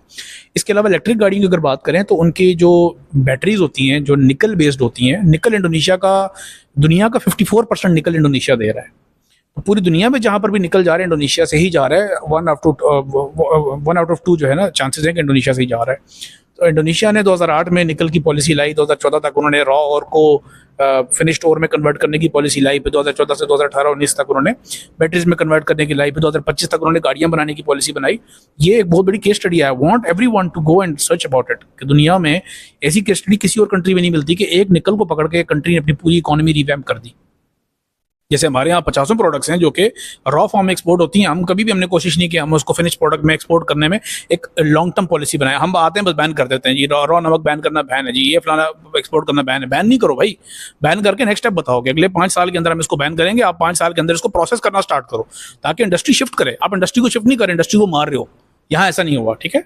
मैं अभी वो पॉलिटिकल डिस्कशन बाद में होगी, अभी इस पॉइंट पे है कि यहाँ पर बैटरीज भी सस्ती हैं क्योंकि यहीं बनती हैं। तो LG, Hyundai, BYD यहाँ प्लांट लगा के बैठी हुई है। टेस्ला के साथ बात चल रही है इनकी, उसका प्लांट यहाँ लगाने की बात करें। तो जब चीज़ें लोकली प्रोड्यूस होती हैं तो वो कंट्री जाहिर सी बात है कॉस्ट ऑफ प्रोडक्शन कम होती है और कॉस्ट ऑफ सेल भी कम होती है। एक ये बात हो गई। उसके बाद यहाँ का जनरली कल्चर ये है, जैसे पाकिस्तान में होता है कि गाड़ियाँ नो मैटर व्हाट हैपेंस गाड़ियों की कीमत ऊपर जा रही है। यार मुल्क डूब गया, पेट्रोल महंगा हो गया, XYZ फैक्टर नहीं जी, प्राइस ऊपर ही जा रही है। यहाँ ऐसा नहीं है भाई। यहाँ ऐसा इसलिए नहीं है क्योंकि यहाँ पर गाड़ियों को एज एसेट नहीं लिया जाता, जैसे दुनिया भर में नहीं लिया जाता, ऐसे यहाँ पर भी नहीं। पाकिस्तान में गाड़ियाँ एज एसेट हैं। At the end of the day वो जब रिजल्टेंट निकालते हैं तो वो थोड़ा नेगेटिव ही निकलता है कंपेयर्ड विद द जो इन्फ्लेशन रेट है, कंपेयर्ड विद द GDP और डॉलर प्राइस। तो फिर लेकिन यहाँ पर चूंकि इनकी इकॉनमी बड़ी स्टेबल रहती है, पिछले 5 साल में कमो बेश पाकिस्तानी 20 रुपये का फर्क आया होगा इनके डॉलर का, जबकि हमने अपनी आंखों से देखा पाकिस्तान में 100 रुपये का डॉलर 180 रुपये का जंप मारा है, 280 तक गया है। यहाँ पर जो जंप है पाकिस्तानी रुपीज़ के टर्म्स में सिर्फ 20 रुपये का हुआ है 5 साल में। तो इसलिए इनकी करेंसी बड़ी स्टेबल है। अभी भी इवन जो पूरी दुनिया में सिचुएशन चल रही है उसके बावजूद इनकी करेंसी ने बड़ी स्टेबिलिटी दिखाई हुई है। यहाँ पर पेट्रोल की शॉर्टेज नहीं हुई, पेट्रोल की कीमत इन्होंने नहीं बढ़ाई। इनके पूरी दुनिया स्ट्रेट ऑफ हॉर्मुज बंद है। इंडोनेशिया की पेरतामीना कंपनी 2 वैसल निकाल के ले आई है स्ट्रेट ऑफ हॉर्मुज से। मतलब stories like these, if UAE was doing it, if Saudi was doing it, तो ये दुनिया की हेडलाइन होती है, वो जी हम टावर खड़ा कर रहे हैं, और जी हम ये कर रहे हैं, तो पूरी दुनिया को पता लगता है जी नियोम सिटी बन रहा है। नियोम सिटी की जो वर्थ है उससे 200 टाइम्स ज्यादा की वर्थ के प्रोजेक्ट्स इंडोनेशिया इस वक्त $400 बिलियन के प्रोजेक्ट्स चला रहा है इंफ्रास्ट्रक्चर के। दुनिया को पता ही नहीं है। बताने का मकसद ये लोग काम करते हैं, इनको बताने की जरूरत नहीं पड़ती। बात कर रहे थे हम गाड़ियों के हवाले से, इधर गाड़ियों की कीमत बढ़ती नहीं है क्योंकि उसकी यूटिलिटी नहीं बढ़ी। गाड़ी आपने ले ली, नहीं ले ली, अभी आपने कल बेचनी है, उसकी 20-25% प्राइस गिरेगी। हेंस आप जो यूज गाड़ी लेगो आपको सस्ती मिलेगी। जैसे उन्होंने कहा, और चीज़ भी ऐड करूंगा जी जी। कि गाड़ियों की इन्होंने प्राइसेस की बात करी, गाड़ियों के मैं एक्सपीरियंस की बात कर दूं आकिब भाई, कि हमारे हमारे यहाँ से 5 मिनट की वॉक के ऊपर एक मॉल है जहाँ पे हमेशा जो है वो नए मॉडल्स खड़े हुए होते हैं, मल्टीपल ब्रांड्स आए हुए होते हैं। और होंडाई पैलिसेड अभी तो पाकिस्तान में बहुत मशहूर हो रही है, ये हमने आज से 5 महीने पहले देख ली थी, बैठ भी गए थे, और इन्होंने हमें सेंटर फी की टेस्ट ड्राइव हमें ओनली ऑन इटास जो है वो हमें टेस्ट ड्राइव करवा दी, और उसमें मैंने भी विदाउट ड्राइविंग लाइसेंस इवन, तो मैंने भी टेस्ट ड्राइव कर ली, मेरी वाइफ ने भी टेस्ट ड्राइव कर ली, मेरे पार्टनर ने भी टेस्ट ड्राइव कर ली। और जो भी अभी पाकिस्तान के अंदर जो गाड़ियां आ रही हैं, तो हम लोग उसके अंदर बैठ के, बिकॉज हम लोग इन एक्सपोज और इन शोज में जा रहे हैं, हम उन सबको जब एक्सप्लोर कर चुके हैं यार ये गाड़ियों का क्या जो है वो सेटिंग चल रही है। हाँ आपने टेस्ट करी पाकिस्तान की? एग्जैक्टली।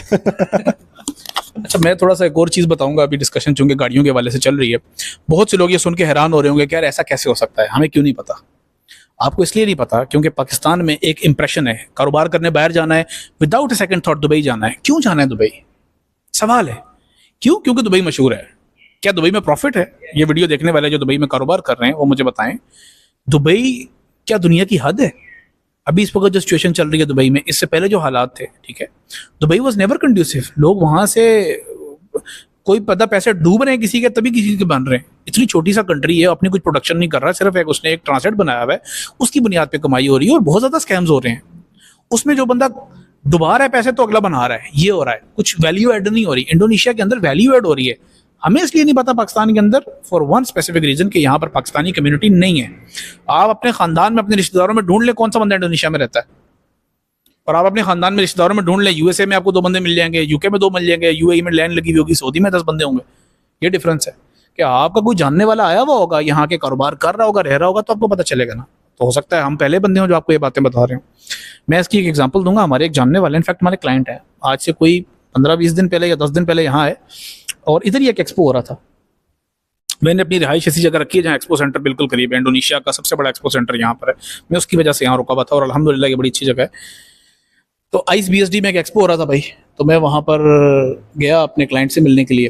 तो उनसे मेरी बात हुई, तो मैंने कहा सर आप तो मुझसे मिलने आए थे, यहाँ क्या कर रहे हैं? कहते हैं यार यहाँ देखे ना गाड़ियाँ कितनी अच्छी मिल रही हैं। तो अब मैं, चूंकि आपको पता है मैं गाड़ियों के हवाले से बिल्कुल भी एक्सपर्ट नहीं हूँ, मैं अभी ओपनली कह रहा हूँ, मुझे नहीं पता चीज़ों का, बस जियोपॉलिटिकली चीज़ों को देख रहा होता हूँ, इम्पोर्ट एक्सपोर्ट टर्म्स में देख रहा होता हूँ, लेकिन गाड़ियों के मुझे मॉडल शॉडल इन चीज़ों का इतना आइडिया नहीं है।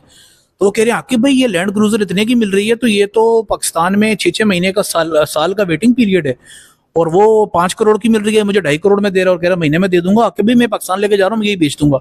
2.5 करोड़ बोला या उन्होंने 1 करोड़ बोला, मुझे एग्जैक्ट फिगर भी याद नहीं, शायद वो मेरी वीडियो देख रहे हो तो बता भी सकते हैं। मैंने कहा सर ये क्या अपॉर्चुनिटी, मतलब मैंने कभी लैंड क्रूजर ली, ना मुझे लैंड क्रूजर का पता है सर, सीधी सी बात है। वो कह रहे फॉर्च्यूनर इतने की दे रहे हैं, नई वाली और बिल्कुल नया मॉडल, ये तो भी पाकिस्तान में आया ही नहीं, और ये तो मैं यहाँ से उठा के यहाँ ले जाऊंगा, पाकिस्तान में तो ये इतने की बिक जाएगी, और पाकिस्तान में तो लोग एडवांस पैसे कराते हैं इस गाड़ी के। तो सर मैं तो बाकी काम करने आया था, मैं तो इधर रुक गया हूँ। तो मैंने कहा सर जी मतलब ये तो आपने आइडेंटिफाई किया, आपकी अपॉर्चुनिटी है। तो मेरा जो एक आइडिया था ना बासिल भाई, बिफोर आई स्टार्टेड OBC, कि व्हेनेवर मैं कहीं जाता था किसी मार्केट में, किसी प्रोडक्ट से मिलने, किसी मैन्युफैक्चरर से मिलने, किसी प्रोडक्ट को एक्सप्लोर करने, क्योंकि हमने इंडोनेशिया में बहुत ज़्यादा ट्रैवल किया है, तो मैं सोचता था यार इतनी अपॉर्चुनिटीज़ हैं यहाँ पर, मैं आके अकेला कितना खा जाएगा, रेजोंगन अकेला कितना खा जाएगा, हम तो मतलब जो मर्जी कर लें यार, आपकी एक डोमेन होती है, आप उसी के अंदर रह सकते हो। We are out of that stage अल्हम्दुलिल्लाह जिंदगी के अंदर, कि जब ये काम भी करना है, ये काम भी करना है, नहीं भाई हमें बड़ा क्लियर हमें क्या काम करना है, हमने उससे बियॉन्ड नहीं जाना। हाँ ये हम कर सकते हैं कि if there are right people, if there are people with integrity, if there are people who are ready to do it, हम उनके लिए अपॉर्चुनिटी शेयर करें। अभी भी हम वीडियोस डालते हैं, अपॉर्चुनिटीज बड़ी अच्छी और लुक्रेटिव अपॉर्चुनिटीज हम यूट्यूब पर डालते हैं। लोग हमें कहते हैं पर्सनली मिलकर, क्या आप पागल हैं, आप अपनी चीज़ें लोगों को बता रहे हैं। हम पागल नहीं है यार, हम सिला किसी और से ले रहे हैं, हमें अल्लाह पाक सिला दे रहा है, और अल्लाह बहुत अच्छा सिला दे रहा है। कुरान मजीद में भी है कि अल्लाह बेस्ट ट्रेड यही है कि आप अल्लाह के साथ तिजारत करो। तो हम अगर आपको अपॉर्चुनिटी दिखा रहे हैं, इसका मतलब ये है कि भाईजान वो अपॉर्चुनिटी हमारे लिए बनी नहीं है।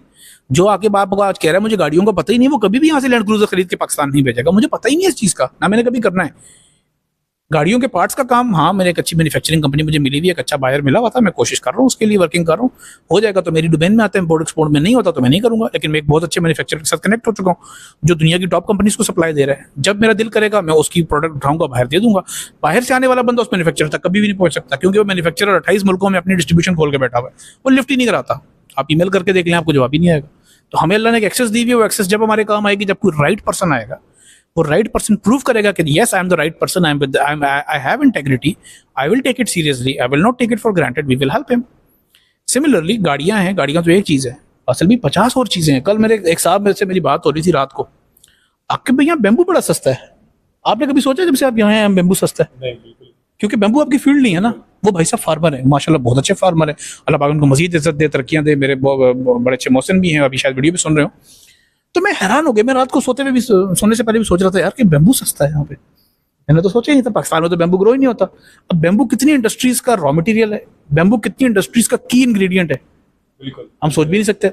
अब कुछ चीजें ऐसी हैं जो इंडोनेशिया में गॉड गिफ्टेड है, माशाल्लाह। तेल इनका निकलता है, ठीक है, पेट्रोल अपना 60-70% ये अपना यूज करते हैं। 2029 तक इनका टारगेट है 80% तक हम सेल्फ सफिशिएंसी में चले जाएं। पूरी दुनिया भी तेल को रो रही है, तेल इनके पास पूरा है।